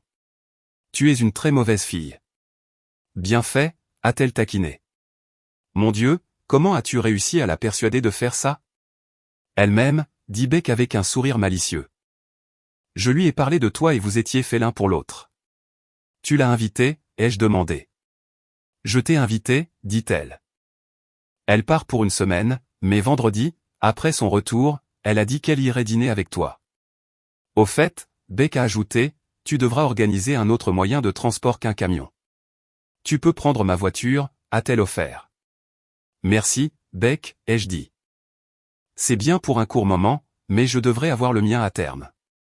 Le lendemain, j'ai écrit Anita. C'est comme si deux femmes diaboliques conspiraient contre moi. Elle m'a envoyé une série de cœurs et d'émojis. Oui, je ne résisterai pas, répondit-elle, suivie de plus d'émojis. Ma propre fille, j'ai envoyé un SMS. J'ai hâte de notre rendez-vous. Elle a répondu avec plus d'émojis, et l'attente a augmenté. Chaque jour semblait une éternité. Je ne m'étais pas senti comme ça depuis le lycée, attendant mon premier rendez-vous avec la fille pour qui j'avais le béguin. Je me suis souvenu de ma conversation avec Collins sur le fait de vouloir toute cette excitation, les couleurs vives et le sentiment d'anticipation. Étrange, mais je l'ai trouvé maintenant. Je me suis demandé si Collins l'avait trouvé aussi. J'ai envoyé un SMS à Anita une fois par jour. Elle a répondu 2 ou 3 fois, sautant parfois une journée, et nous avons parlé au téléphone 2 fois. C'était une nouvelle expérience pour moi. Nous sommes passés de l'espagnol à l'anglais. Elle m'a raconté sa journée et c'était si facile de communiquer avec elle, comme si nous étions amis depuis longtemps. Elle m'a dit quand elle reviendrait et l'excitation n'a fait que grandir. Je suis monté à la cabane dans un camion, empruntant la voiture de Beck. Cela ne me dérangeait pas de conduire un camion avec un camping-car, mais cela semblait un peu gênant pour un premier rendez-vous. Suivant les indications de mon téléphone, j'ai longé la rivière. La route serpentait à travers des maisons éparses et bientôt le téléphone m'a dit de tourner sur une allée pavée. Je me suis retrouvé bloqué par une barrière. Je ne pouvais pas voir la maison, mais j'ai remarqué le bouton d'appel sur le clavier numérique. Je l'ai pressé et j'ai attendu. « Et, c'est toi, Barnes ?» C'était la voix de Nidita. « Oui, votre compagnon est arrivé, » ai-je dit, un sourire se glissant sur mon visage. Elle a ri. « Je suis très satisfaite de votre arrivée et je sens que vous serez un compagnon délicieux. Je vais te faire visiter. » La barrière s'est ouverte et j'ai emprunté une longue allée d'environ 2 mètres avec diverses bifurcations, me laissant me demander si je m'étais perdu. Quand j'ai enfin vu la maison, j'ai été stupéfait. C'était une immense et spacieuse demeure perchée en hauteur sur une falaise surplombant la rivière. La vue était à couper le souffle. J'ai sonné à la porte et 1 minute plus tard, une jeune fille a ouvert. Elle avait environ 12 ou 13 ans et était absolument magnifique. Derrière elle se tenait une femme plus âgée. La fille a tendu la main et a dit « Bienvenue, Monsieur Barnes. Je suis Pia. Nidita est ma mère. Vous l'inviterez à dîner, n'est-ce pas? Je suis très heureux de vous rencontrer, Pia, ai-je dit en espagnol. Tu ressembles exactement à ta mère, magnifique. » Elle a rougi avec la même chaleur que j'avais vue chez Nidita. « Oui, je parle mieux anglais que français, » répondit-elle. « Je suis sûr que tu es doué dans toutes ces langues, » ai-je dit. « J'aimerais inviter ta mère à dîner. » Ça ne te dérange pas? Pia m'a lancé un regard critique. Comment dire? Vous avez l'air très bien pour une personne mature. J'ai ri. Tu me flattes et je ne suis pas vieux. Elle a ricané, tout comme sa mère. C'est très mauvais, n'est-ce pas? De plus, vous êtes le père de Beck et je l'aime beaucoup. C'est la même chose. Exactement, ai-je dit. Pia a pris ma main dans la sienne, me guidant à travers l'entrée dans un grand espace ouvert. Cela ressemblait à un salon et une salle à manger avec une cuisine visible à l'arrière. Busy, dit-elle, me présentant à une femme plus âgée. Enchantée de vous rencontrer, ai-je dit. C'est mon amie et elle prend soin de moi quand maman n'est pas là, expliqua Pia. Maman se prépare. Voudriez-vous quelque chose à boire, Barn? Pendant que nous attendons, qu'avez-vous, ai-je demandé. Je bois de la limonade, dit-elle. Nous avons aussi du jus et des boissons pour adultes. La limonade, ça a l'air bien, ai-je dit. Et s'il te plaît, appelle-moi Barn. Juste Barn, elle a ri, ses grands yeux bruns foncés pétillants. Ça semble être un nom vraiment bizarre. J'ai ri. Tu es adorable et blagueuse aussi. Oui, elle a ricané. J'aime rire. Nous boirons notre limonade sur le porche arrière. Busy, je vais la verser, dit-elle, riant à nouveau. Reste ici. Va avec ton invité, Pia. Ne le néglige pas, dit Busy. C'est bon, ai-je dit. J'irai avec Pia pour qu'elle ne se sente pas exclue. Nous avons pris de grands verres de limonade froide et les avons portés dans le salon. Tout le mur sud était en verre, et Pia me conduisit dehors, me tenant toujours la main. Nous avons marché sur la véranda et descendu les escaliers jusqu'à une grande terrasse en acajou. De grands ventilateurs en forme de feuilles tournaient lentement au-dessus, suspendus à des poutres recouvertes de vignes. La vue sur la rivière et la vallée était spectaculaire. J'aime beaucoup ici, dit Pia. Moi aussi, ai-je dit alors que nous nous asseyions dans les chaises. Je n'ai rencontré ta mère qu'une fois. Pour une raison quelconque, Pia n'a pas beaucoup mentionné sa mère. Peut-être était-elle gênée par une fille aussi impressionnante. Elle ne parle de moi à personne, dit Pia, de peur qu'il ne m'aime plus qu'elle. Nous avons tous les deux ri. Busy est apparu avec de la limonade à la main. Merci, dit Pia. Nous avons tous les deux dit au revoir en même temps, ce qui a fait ricaner Pia à nouveau. Je vois que tu es une de ces personnes qui peuvent deviner les pensées, dit Pia. Je le suis. J'ai dit, tout le monde autour de moi porte des chapeaux en papier d'aluminium. Je pense que nous en avons quelques-uns, a-t-elle dit en taquinant. Dois-je prévenir maman, demanda-t-elle. Pas besoin, ai-je dit. J'ai besoin de savoir ce qu'elle pense pour pouvoir la rendre heureuse en exaucant ses souhaits. Pia inclina la tête, réfléchissant. C'est un bon plan, dit-elle. Tu l'as mis au point. Eh bien, c'est mon premier rendez-vous depuis des années. J'ai admis que je devais en profiter au maximum. Dis. Pia a dit, je veux discuter plus avec toi, mais ne penses-tu pas que maman sera bientôt prête? Elle aime vraiment impressionner. Je suis sûr qu'elle sera là bientôt, ai-je dit. À ce moment, j'ai entendu une voix grave et rauque, rappelant les clubs de jazz enfumés et le vin rouge. Nous nous sommes retournés et là, elle était, Nidita, debout sur les marches du haut. Mon Dieu, elle était époustouflante. La robe de Nidita était magnifique, descendant jusqu'à mi-cuisse. Sans manches, elle révélait sa peau brune lisse en haut et en bas. Ses pieds étaient magnifiques, ornés de sandales de danse à plateforme qui s'enroulaient autour de ses mollets. Elle portait un chapeau blanc à large bord et posait avec une élégance saisissante. Pia me tira de ma rêverie. Tu es très belle, maman, dit-elle, regardant Nidita. N'êtes-vous pas d'accord, Barn? J'ai dû m'éclaircir la gorge avant de répondre. Oui, je suis tout à fait d'accord. Vous êtes incroyable, ai-je dit. Nidita a souri. Je vois que vous avez rencontré ma belle-fille. Oui, et elle l'est, ai-je dit, me tournant vers Pia. Ce fut un plaisir de vous rencontrer. J'espère que nous pourrons nous revoir de nombreuses fois. Vous êtes une charmante dame. J'ai terminé ma limonade et je me suis approché pour offrir ma main à Nidita. Pourquoi n'as-tu jamais mentionné que tu avais une si charmante fille? Je voulais que ce soit une surprise, répondit-elle. Une fois que tu l'aurais rencontrée, je pensais que tu ne pourrais pas t'empêcher de tomber amoureux d'elle. Je sais à quel point tu aimes tes filles, et je voulais que tu aimes la mienne. C'est ma vie. Je comprends, ai-je dit en hochant la tête. Le restaurant était tout aussi bon que ce que j'avais entendu. 3 portes plus loin se trouvait un endroit appelé le salon Amparo. C'était une expérience avec une scène où jouait le plus grand groupe de mariachi que j'ai jamais vu. L'endroit était vivant de couleurs et de musique et j'ai dansé avec Nidita. C'était une aventure en soi car elle était la meilleure danseuse que j'ai jamais rencontrée. Elle me rendait difficile même de suivre. Elle connaissait tout, des danses mexicaines traditionnelles à la salsa et au tango. Le dernier numéro était lent et doux, et tenir cette beauté ardente dans mes bras était un moment dont je n'aurais pu que rêver. Le retour en voiture chez elle s'est fait presque automatiquement. J'étais dans un monde où il n'y avait qu'elle et moi. Cela s'est terminé à sa porte où elle m'a embrassé. Ce moment a été le point culminant de ma vie. Avant de partir, elle m'a invité à revenir et à passer la journée avec elle et Pia le samedi suivant. Elle m'a même laissé prendre une photo à envoyer à Beck. Le mardi après-midi, Sylvia m'a appelé. « Papa, à quelle heure est-ce que je peux te parler, à toi et à Beck, sur FaceTime ?» a-t-elle demandé. « Que dirais-tu de 20h ?» ai-je suggéré. « Je serai chez elle d'ici là, et elle devrait être libre. »« Pourrais-tu lui demander et m'envoyer une photo ?» ajouta Sylvia. « Je peux faire ça, » ai-je dit. « Y a-t-il quelque chose qui ne va pas, ma chère ? » Non, pas vraiment.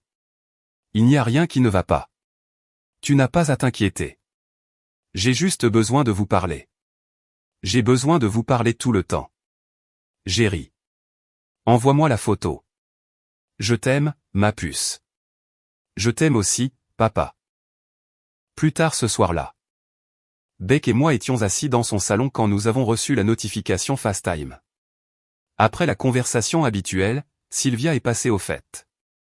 Papa, Beck, je me sens mal ici sans vous. Je suis fatigué de sortir avec des imbéciles, comme tu appelles légèrement mes petits amis. Je déteste mon travail et ma mère me rend malheureuse quand je suis avec elle. Je veux venir chez toi. C'est génial, Sylvia, dit Beck. Penses-tu pouvoir trouver un travail ? Je pense que je l'ai déjà fait, répondit-elle. Je vais acheter une agence de voyage qui loue des cabines au bord du lac. Je réserve aussi ta place. Waouh, tu as vraiment étudié ça, n'est-ce pas, ai-je dit ? Oui, dit Sylvia. J'ai déjà tout compris. Beck a souri. J'aimerais que tu sois là. Je sais que papa aussi. Tu es sûr, chérie, ai-je demandé. Bien sûr, dit-elle. Je voulais d'abord vous parler au cas où vous ne voudriez pas de moi, mais j'ai pris ma décision. Elle a sangloté un peu et ça m'a brisé le cœur. Je suis vraiment désolé de t'avoir fait douter de ça. J'ai dit, je t'aime, Sylvia. Je voudrais toujours te voir quoi qu'il arrive. Je sais, dit Sylvia. J'ai un peu pensé à maman, dit Beck. Je t'aime aussi, répondit Sylvia. Tu es ma sœur aînée. Tu as fait ces gemmes Mayor parce qu'il m'embêtait en première année. Beck a ri. Je l'ai fait, n'est-ce pas ? C'était un crétin. Quand penses-tu que tu auras tout réglé, ai-je demandé. Cela pourrait me prendre un mois ou deux, dit Sylvia. J'ai déjà avancé. C'est excitant. J'ai hâte, dit Beck. Nous avons discuté pendant une autre heure et il semblait que la décision était prise. Alors que j'étais assis dans le camping-car cette nuit-là, j'ai pensé à ma vie. J'avais l'impression de passer d'un niveau à l'autre. Arrivé ici, rencontrer Nidita, qui, j'espérais, deviendrait une grande partie de ma vie, et maintenant Sylvia prévoyait d'emménager. Cela n'aurait pas pu être mieux. Le vendredi, j'ai demandé à Nidita si elle voulait que j'apporte quelque chose. Beck m'a dit de faire du picot de galop. Très bien, dit Nidita. Apporte-le. Je suis allé au marché, j'ai acheté des ingrédients frais et j'ai préparé un grand bol. Nous avons pris le camion jusqu'à chez Nidita le samedi.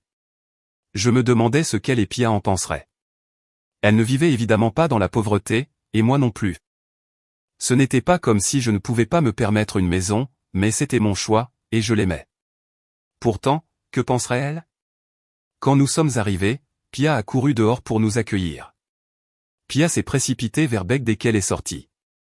Elle marchait un peu plus réservée avec moi, mais m'a quand même serré dans ses bras. Nous allons à la rivière, dit-elle. Maman prépare tout pour un pique-nique de tacos. Délicieux, Beck fut d'accord. Allons à l'intérieur, dit Pia. Maman et Busy ramassent des choses. Elle nous a pris tous les deux par la main et nous a conduits à l'intérieur. Nous sommes entrés dans la cuisine où plusieurs glacières et paniers étaient alignés sur le comptoir du bar. Nidita et Busy étaient occupés à mettre des bols et des assiettes en plastique dans des paniers et des boissons dans des glacières. Nous avons aidé et bientôt tout fut prêt. Barn a apporté son camion, dit Pia. Ce sera parfait pour notre voyage. Je n'ai pas pu m'empêcher de rire de la façon dont elle l'avait formulé. Quelle charmante fille. Nous avons tout chargé et Beck et Pia sont montés sur le siège arrière. Nidita s'est assise à côté de moi et nous avons roulé le long de la route, tournant où elle indiquait. C'est bien que tu sois avec nous, ai-je dit. Je ne retrouverai jamais mon chemin d'ici, elle a ri. Il y a beaucoup d'endroits où aller, dit-elle. Nous avons des bâtiments pour différentes fonctions le long de ces routes. Quel bâtiment, demanda Beck. Écurie, remise à équipement, entrepôt, étable, chorale, etc., expliqua Nidita. Nous nous sommes arrêtés au bord de la rivière où un belvédère et un quai se trouvaient avec 3 jet skis sortis de l'eau. Il y avait 2 tables de pique-nique sous le belvédère et un barbecue. J'avais l'intention de faire chauffer la nourriture sur le barbecue, dit Nidita. Mais puisque tu as apporté le tien, pouvons-nous utiliser ton réchaud? Bien sûr, ai-je dit. Tous les conforts de la maison dans un petit paquet. J'aimerais vraiment voir l'intérieur. Pia a dit, je n'ai jamais été à l'intérieur d'une maison comme celle-ci. Je vais te faire visiter, ai-je dit. Nous avons chauffé les tacos au four, et j'ai fait visiter le camping-car à Pia.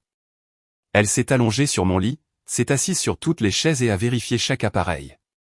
Elle et Beck ont transporté certaines de nos affaires aux tables. Et j'ai profité du moment pour emmener Nidita pour un baiser. Bonjour, ma belle, ai-je murmuré. Je n'en pouvais plus d'attendre d'être seule avec toi, elle a ri. Eh bien, c'est agréable de savoir que tu le voulais.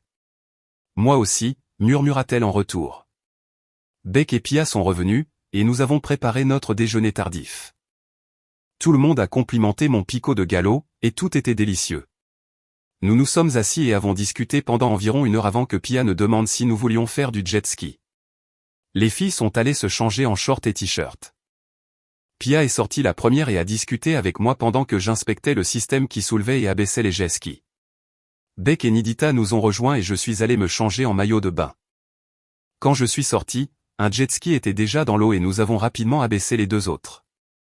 Puis-je venir avec toi, Barn, demanda Pia. Avec plaisir, ai-je dit. Tu ne les contrôles pas. Je gère. Peut-être que nous pourrons échanger plus tard et j'irai avec ta mère. Pia suggéra et Beck et Nidita retirèrent leur couverture. Je me figeai un instant. Je savais que Nidita était magnifique, mais je n'étais pas entièrement préparé à la voir en bikini. Ce n'était pas la dernière mode, mais elle était incroyable. Beck serait toujours petite, charmante et espiègle, tandis que Nidita était pulpeuse, mais pas dans le sens charnu. Elle était loin d'être grosse, mais elle avait des hanches, une taille étroite et de gros seins.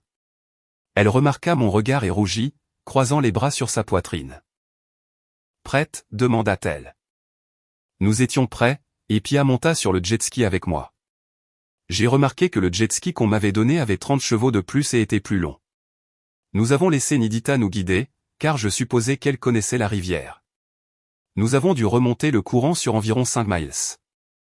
Nous avons passé sous un pont et contourné un virage avant que Nidita ne ralentisse. Elle a montré une petite falaise à l'est et nous nous en sommes approchés lentement. Il y avait un chemin le long de la falaise et en regardant dans la direction qu'elle indiquait, j'ai vu une corde attachée en haut d'un arbre. Nous avons éteint les moteurs. Voudrais-tu te balancer sur une corde, demanda-t-elle. Pia a pratiquement sauté de haut en bas derrière moi. Oui, nous devrions. Tellement amusant. Tu vas te balancer très haut au-dessus de la rivière, puis te lâcher et tomber. L'eau est vraiment profonde. Cela avait l'air un peu suspect, mais j'ai décidé d'essayer. Beck était clairement excité. Nidita se tenait à genoux dans l'eau, tenant les jet skis pendant que nous montions la falaise. Qui veut y aller en premier, ai-je demandé. Beck doit y aller, décida Pia. J'y suis déjà allé, dit Beck. Je veux regarder. Beck a attrapé la barre tissée dans la corde. Accroche-toi, chérie. Je lui ai dit. Elle a hoché la tête et s'est précipitée en avant avec un cri. C'était le plus grand balancement que j'ai jamais vu. Je ne suis pas sûr de la distance parcourue, mais à son point le plus haut, il devait être à environ 15 pieds. Elle est tombée et a disparu de la vue, puis a refait surface, a rejeté ses cheveux en arrière pour dégager ses yeux de l'eau, et a nagé vers Nidita. « Oh, mon Dieu, papa, c'était incroyable !» a-t-elle crié. J'ai décidé que Pia devrait y aller ensuite. Elle s'élança comme un petit oiseau, se tordant en plongeant en plein vol. C'était une athlète incroyablement agile. J'ai nagé comme une loutre et elle et Beck ont tenu les jet skis pendant que Nidita grimpait pour me rejoindre. Je la laissai partir et elle fut aussi gracieuse que jamais, lâchant un mignon petit cri en s'élançant. Maintenant, c'est mon tour, ai-je dit. Regarder en bas était 3 fois plus effrayant que de regarder en haut. Et ma petite poule intérieure me criait.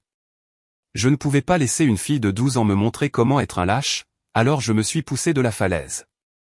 Je me suis précipité le long de la corde, me balançant du bas. J'étais plus grand que les filles, alors mes pieds touchaient à peine l'eau avant que je ne m'envole. J'ai presque oublié de lâcher la corde, mais j'ai repris mes esprits juste à temps et j'ai plongé dans les profondeurs fraîches. C'était exaltant. Nidita et moi nous sommes assis sur le jet ski et avons regardé Beck et Pia y aller 3 fois de plus. Pia a décidé de prendre le contrôle de l'un des jet skis pendant que Nidita s'asseyait à côté de moi. Cela ne m'a pas du tout dérangé qu'elle m'entoure de ses bras par derrière.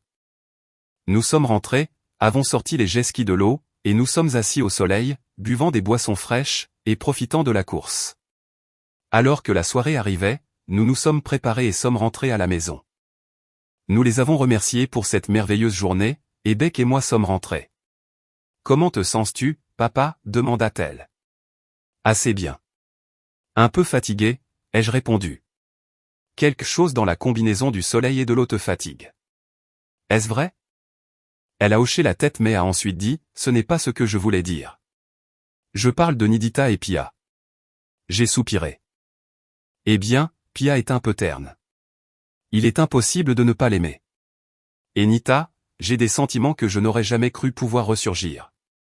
Elle me rend heureux juste en étant près de moi. Elle est si incroyablement belle, Beck. Tu le sais, mais elle est bien plus que simplement jolie. C'est une personne merveilleuse et chaleureuse. Elle est drôle, intelligente. Et évidemment une excellente mère. Elle est indépendante. C'est tout ce qu'un homme pourrait vouloir. Je la veux absolument, et il semble qu'elle ressente la même chose. Beck a souri. Elle m'a dit qu'elle pensait que tu étais le bon, le seul. J'ai ri. Oui, assure-toi juste que c'est toi. Beck a ri. Ce n'était pas en vain que j'ai essayé. Ne gâche pas tout. Je ferai de mon mieux. J'ai dit, merci, Beck. Maintenant, et toi, prends soin de toi aussi. Tu as aussi besoin d'amour dans ta vie. Ouais, il va falloir que je commence à y travailler. Elle a dit, j'ai juste été un peu occupé par le travail, mais je garde les yeux ouverts. J'ai serré ma fille dans mes bras et suis rentré chez moi. Nidita et moi avons commencé à nous rencontrer 3 fois par semaine. J'ai emmené Pia pêcher et je les ai rejointes sur les jet skis. Je l'ai emmenée en voyage d'affaires et même à une fête. Je suis tombé amoureux de cette fille comme je l'avais fait de mes propres filles. Au bout de 4 mois, j'étais complètement amoureux de Nidita. Quand nous étions ensemble, j'étais plus heureux que je ne l'avais jamais été de ma vie. Quand nous étions séparés, les pensées d'elle emplissaient ma tête et elle envahissait mes rêves. Chaque minute où nous étions séparés, elle me manquait. Nous nous envoyions constamment des SMS et elle a commencé à utiliser Snapchat. Chaque message était accompagné d'une photo d'elle. Nous nous embrassions à la fin de chaque rendez-vous et je la désirais de toutes les manières. J'étais très prudent avec elle. Cette petite dame était spéciale et je voulais que chaque étape soit parfaite. Beck l'aimait et Sylvia, lorsqu'elle venait, tombait amoureuse d'elle aussi. Les 4, Nidita, Pia, Beck et Sylvia faisaient constamment quelque chose ensemble. Parfois avec moi, parfois juste les filles. Le lundi, j'ai envoyé un snap à Nidita et lui ai dit que je voulais aller à Chalin avec elle pour le week-end. Elle m'a appelé immédiatement. C'est vrai? Je n'y suis jamais allé, mais j'ai entendu dire que c'était magnifique, comme les ruines mayas. Je lui ai dit que je la rencontrerais là-bas et que nous volerions de là. Et Pia, demanda-t-elle. Est-ce juste pour nous deux ou as-tu un plan pour elle? Je compte l'emmener avec moi, ai-je dit. J'allais demander si Beck et Sylvia pouvaient venir. En faire une sorte d'événement familial. Il y eut un moment de silence avant que Nidita ne parle. BNS, je suis très touché que tu nous considères Pia et moi comme ta famille. Tu es une très belle personne. J'aimerais beaucoup ça et j'espère que Sylvia et Beck pourront venir. Elles aiment beaucoup ma fille. Je sais qu'elles t'aiment beaucoup, ai-je dit, elles aiment aussi Pia. Tu m'aimes beaucoup aussi, demanda-t-elle. J'étais un peu stupéfait mais j'ai vite retrouvé mon calme. Nidita, je veux te dire ça en personne, pas au téléphone. D'accord, dit-elle doucement. Oui, je comprends. Désolé de te le demander au téléphone. Va à Chalon et je te le demanderai à nouveau en personne, ai-je dit en riant. Je comprends ça. Je ne m'en sortirai pas, j'ai vérifié les vols et un partait à 15 heures. Peux-tu partir d'ici là? Je l'organiserai, dit-elle. Je peux conduire prudemment, ai-je dit. Il s'est avéré que Sylvia et Beck ont pu y aller et Pia était folle de joie quand je lui ai dit. Nous avons fait nos bagages et sommes partis pour un long trajet. Cela s'est avéré être l'un des meilleurs road trips de ma vie. Pia était assise à l'arrière avec Beck, agissant comme notre DJ officiel. Nous avons choisi des chansons à tour de rôle, bien que je n'aimais pas beaucoup leur choix. Elles ont soupiré et levé les yeux au ciel quand j'ai choisi les miens. Nous avons récupéré Nidita à son condo et avons conduit le camion jusqu'à l'aéroport. Il n'y a eu aucun problème et nous avons volé en douceur sur des ailes amicales. Gélène était tout ce que Sylvia avait promis et j'étais ravi de voir qu'elle connaissait son métier d'agente de voyage. Elle avait arrangé l'un de ses forfaits tout compris. Notre hôtel était sur la plage et le summum du luxe. Nous avons passé du temps à la plage le samedi, nageant dans l'eau bleue et allant dans un restaurant en plein air le soir. Beck et Sylvia ont décidé qu'elles voulaient emmener Pia à une fête sur la plage et ont dit qu'elles passeraient la nuit dans leur chambre. Elles sont parties et Nidita et moi étions seuls. Alors que nous retournions à l'hôtel, je les tirai vers moi et les serrai dans mes bras. Eh bien, ce n'est pas suspect du tout, ai-je taquiné. Je pense que tu as raison, elle a ri. Ça te dérange? Si ça ne te dérange pas, j'aime ça, ai-je dit. Je l'ai emmenée dans ma chambre et nous avons préparé des boissons. Nidita, tu m'as demandé si je t'aimais. Je veux te dire que je t'aime plus que je ne pourrais jamais l'imaginer. À partir du moment où je t'ai rencontré, je n'ai guère pensé à autre chose qu'à toi. Tu as rempli mon cœur, mes pensées, ma vie. Je t'aime beaucoup. Elle a levé la tête, me regardant dans les yeux, ses yeux profonds, presque noirs, remplis de feu et d'émotion. Cela me rend très heureuse, dit-elle. Je t'aime, Barn.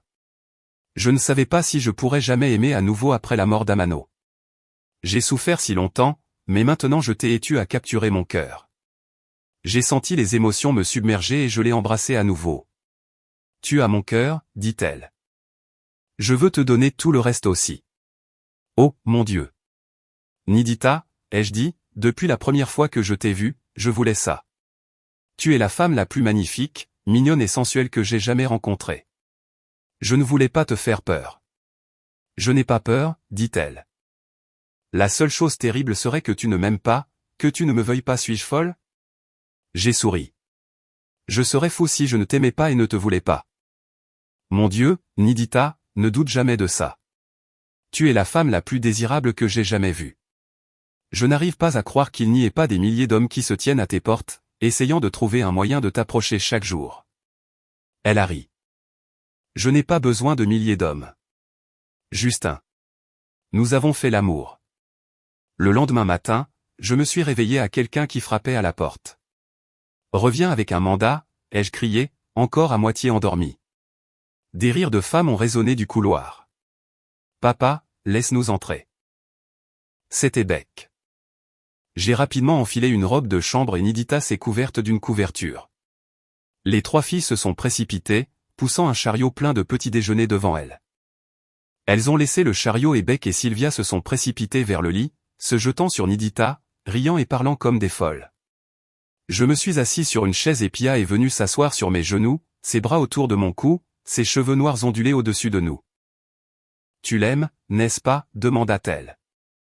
Oui, je t'aime aussi, ai-je dit, la serrant fort dans mes bras.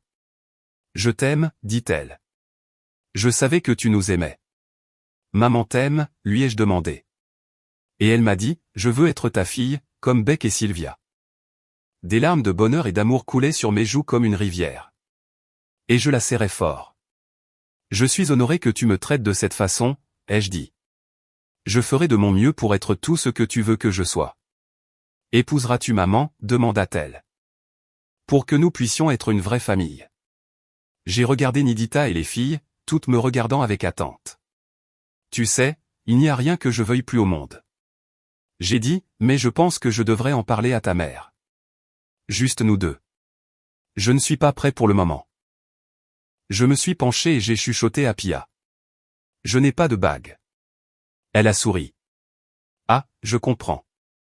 Nous avons pris le petit déjeuner, puis nous nous sommes dépêchés de prendre la navette pour les ruines Mayas. Ils étaient impressionnants et inspirants. Nous sommes rentrés en avion le lundi matin, fatigués, mais heureux avec des souvenirs indélébiles. Nous avons déposé Nidita. Elle avait encore 2 jours de travail. J'ai emmené les filles faire du shopping de bagues avec moi. Les boutiques là-bas étaient pour la plupart petites avec des bijoutiers qui fabriquaient leurs propres pièces. Nous avons trouvé un monsieur plus âgé de la cabane qui fabriquait des bijoux exquis. Il avait une grande collection de pierres, dont une opale de feu rouge orangé brillante que toutes les filles aimaient. Je ne pense pas que ce sera une bonne bague de fiançailles. J'ai plaisanté. Nous avons besoin de diamants. Non, dit Pia. Maman adorerait ça. Elle trouve les diamants insipides. Nous avons tous ri. Presque la même chose, dit Sylvia. A-t-elle vraiment dit fade? Oui, plusieurs fois, dit Pia. Vois, papa, elle l'adorera. Beck insista et je l'ai laissé me convaincre. Nous avons fait un compromis en ajoutant 4 petits diamants autour de l'opale de feu. Le joaillier a dit qu'il pouvait la préparer en 2 semaines et me l'envoyer. Une fois que je l'ai reçue, tout ce que j'avais à faire était de choisir le moment et le lieu. J'ai dit à Anita que je voulais retourner au petit belvédère près de la rivière. Je pense qu'elle savait ce que je préparais. Nous avons pris son VTT et ce fut une soirée merveilleuse. Pia était très curieuse, et quand je lui ai dit ce que je faisais, elle a dû se précipiter dans sa chambre pour éviter de le révéler d'excitation. Je me suis agenouillé dans le belvédère et quand Nidita a remarqué, sa main s'est envolée à sa bouche. J'ai pris sa main et j'ai dit, Nida, je ne suis pas doué pour les discours, mais je t'aime de tout mon cœur. Je ne veux plus jamais vivre sans toi et sans Pia dans ma vie. Veux-tu m'épouser? Je ferai tout ce qui est en mon pouvoir pour m'assurer que tu ne regretteras jamais d'avoir dit oui. J'ai ouvert la boîte et elle a tendu la main. J'ai placé la bague à son doigt et elle a dit, oui, Barn. Je veux tellement être ta femme. Je veux t'aimer toujours. Elle leva la main, admirant la bague. Je n'arrive pas à croire que j'ai une opale de feu, dit-elle. Un petit oiseau me l'a dit. J'ai dit, je pense que je connais ce petit oiseau, répondit-elle, ses yeux se remplissant de larmes de bonheur. Quand nous sommes rentrés à la maison, Pia nous attendait. Elle virevoltait excitée entre nous. Je n'arrive pas à croire ça. Tu seras mon père, Barn. Soudain, elle éclata en sanglots. Je me suis agenouillé et j'ai serré sa silhouette svelte dans mes bras. Je pensais que ça te rendrait heureuse, bébé, ai-je dit. Elle se serra contre moi. Ouais, j'espérais juste. Je pensais que nous ne trouverions jamais personne. Tu m'as trouvé. Je lui ai dit, je ne te laisserai jamais partir, Pia. Elle s'est accrochée à moi, sanglotant pendant quelques minutes pendant que je la tenais.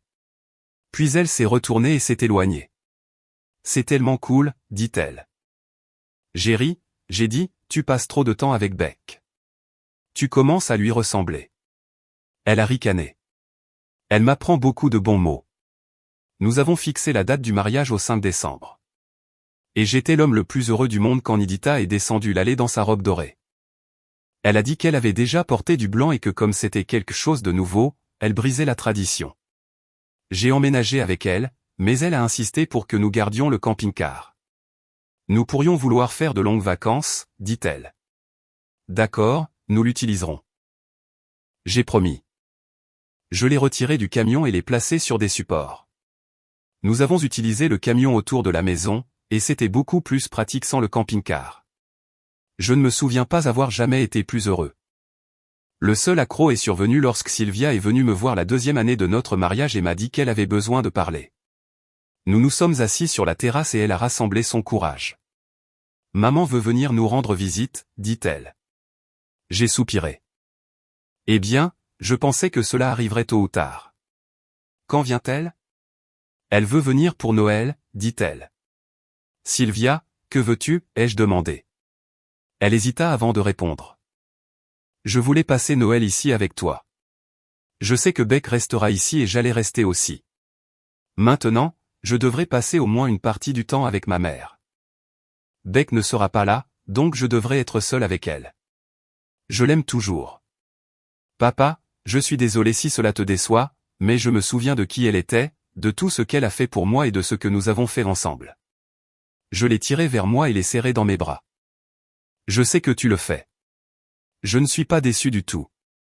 Je suis fier de toi, ai-je dit. Elle pleura un peu et je la serrai dans mes bras. Tout ira bien. Je sais que ce n'est pas ce que tu voulais, mais c'est comme ça. Tu peux dire à ta mère que tu as déjà des projets pour le dîner de Noël. Elle devra s'en accommoder.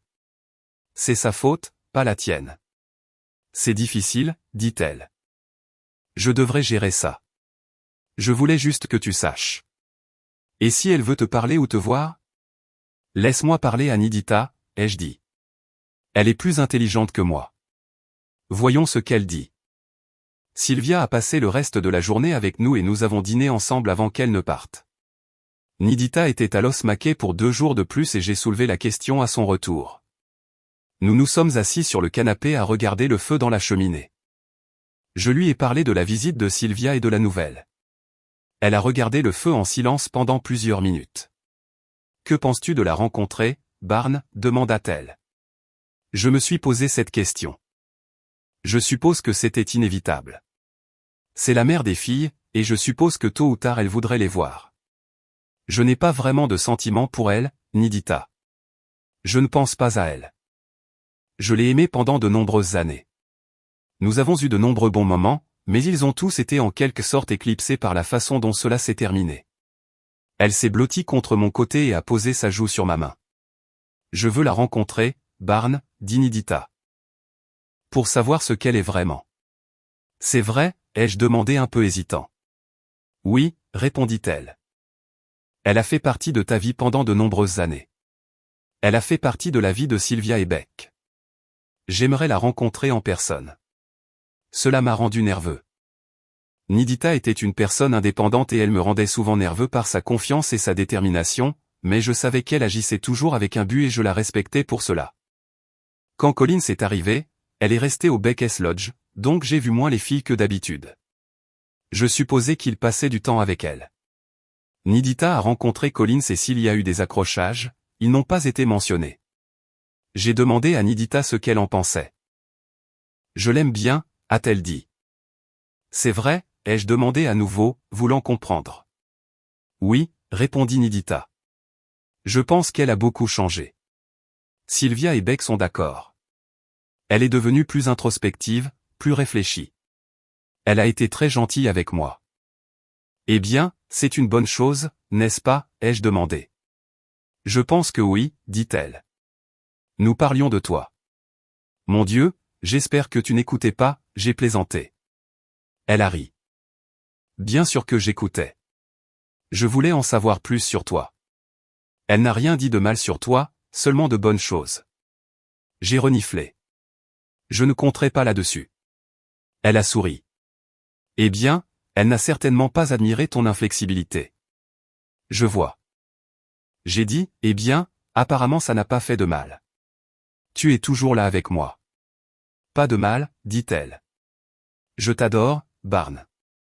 Ça ne changera jamais. Pia est entrée et s'est blottie contre nous, et j'ai serré mes 2 princesses brunes dans mes bras. 2 jours avant Noël, il a beaucoup plu et la rivière s'est transformée en torrent. J'ai dû sauver le quai en le soulevant 3 fois pendant la nuit. L'eau a emporté 2 sections de notre clôture. Je me suis levé tôt le matin de Noël et j'ai aidé l'un des ouvriers à réparer les clôtures. Nous avons terminé vers midi. Je m'attendais à ce que Sylvia et Beck soient déjà arrivés.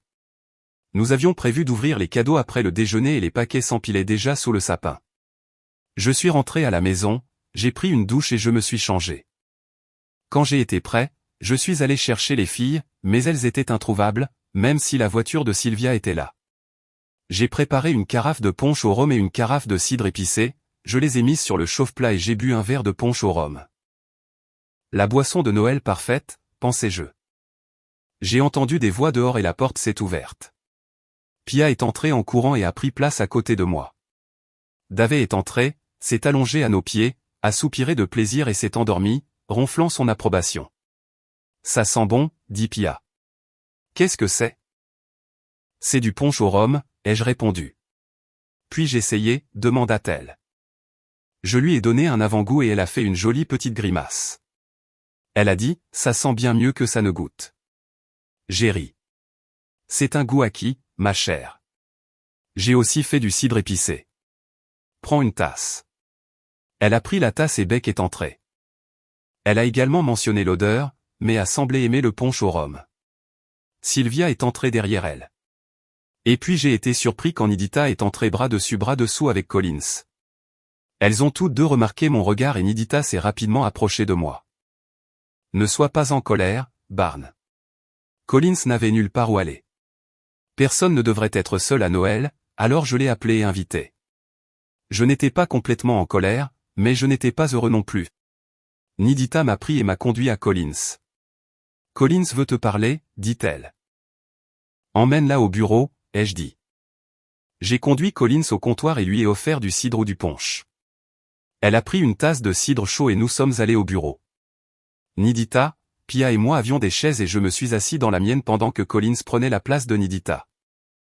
Tu as bonne mine, Barn, dit-elle. Merci. Toi aussi, ai-je répondu. Elle avait en fait l'air génial. Elle semblait avoir perdu du poids, bien qu'elle n'en ait pas eu besoin. Je dois te présenter mes excuses, Barn. Elle a dit, tu sais, insérer le mot approprié et je le sais. Je n'ai pensé qu'à moi et à ce que je voulais. Je sais que je t'ai manqué de respect et cela a eu des conséquences avec lesquelles je devrais vivre le reste de ma vie. J'ai besoin que tu me pardonnes. Je sais que je ne le mérite pas, mais j'espère que tu es toujours l'homme que j'ai rencontré et épousé et que tu me donneras ce que je ne mérite pas, j'ai rassemblé mes pensées. Je ne vais pas faire un grand discours. Je lui ai dit qu'il y avait des conséquences et que l'une d'entre elles était de me libérer pour trouver ce que j'ai maintenant.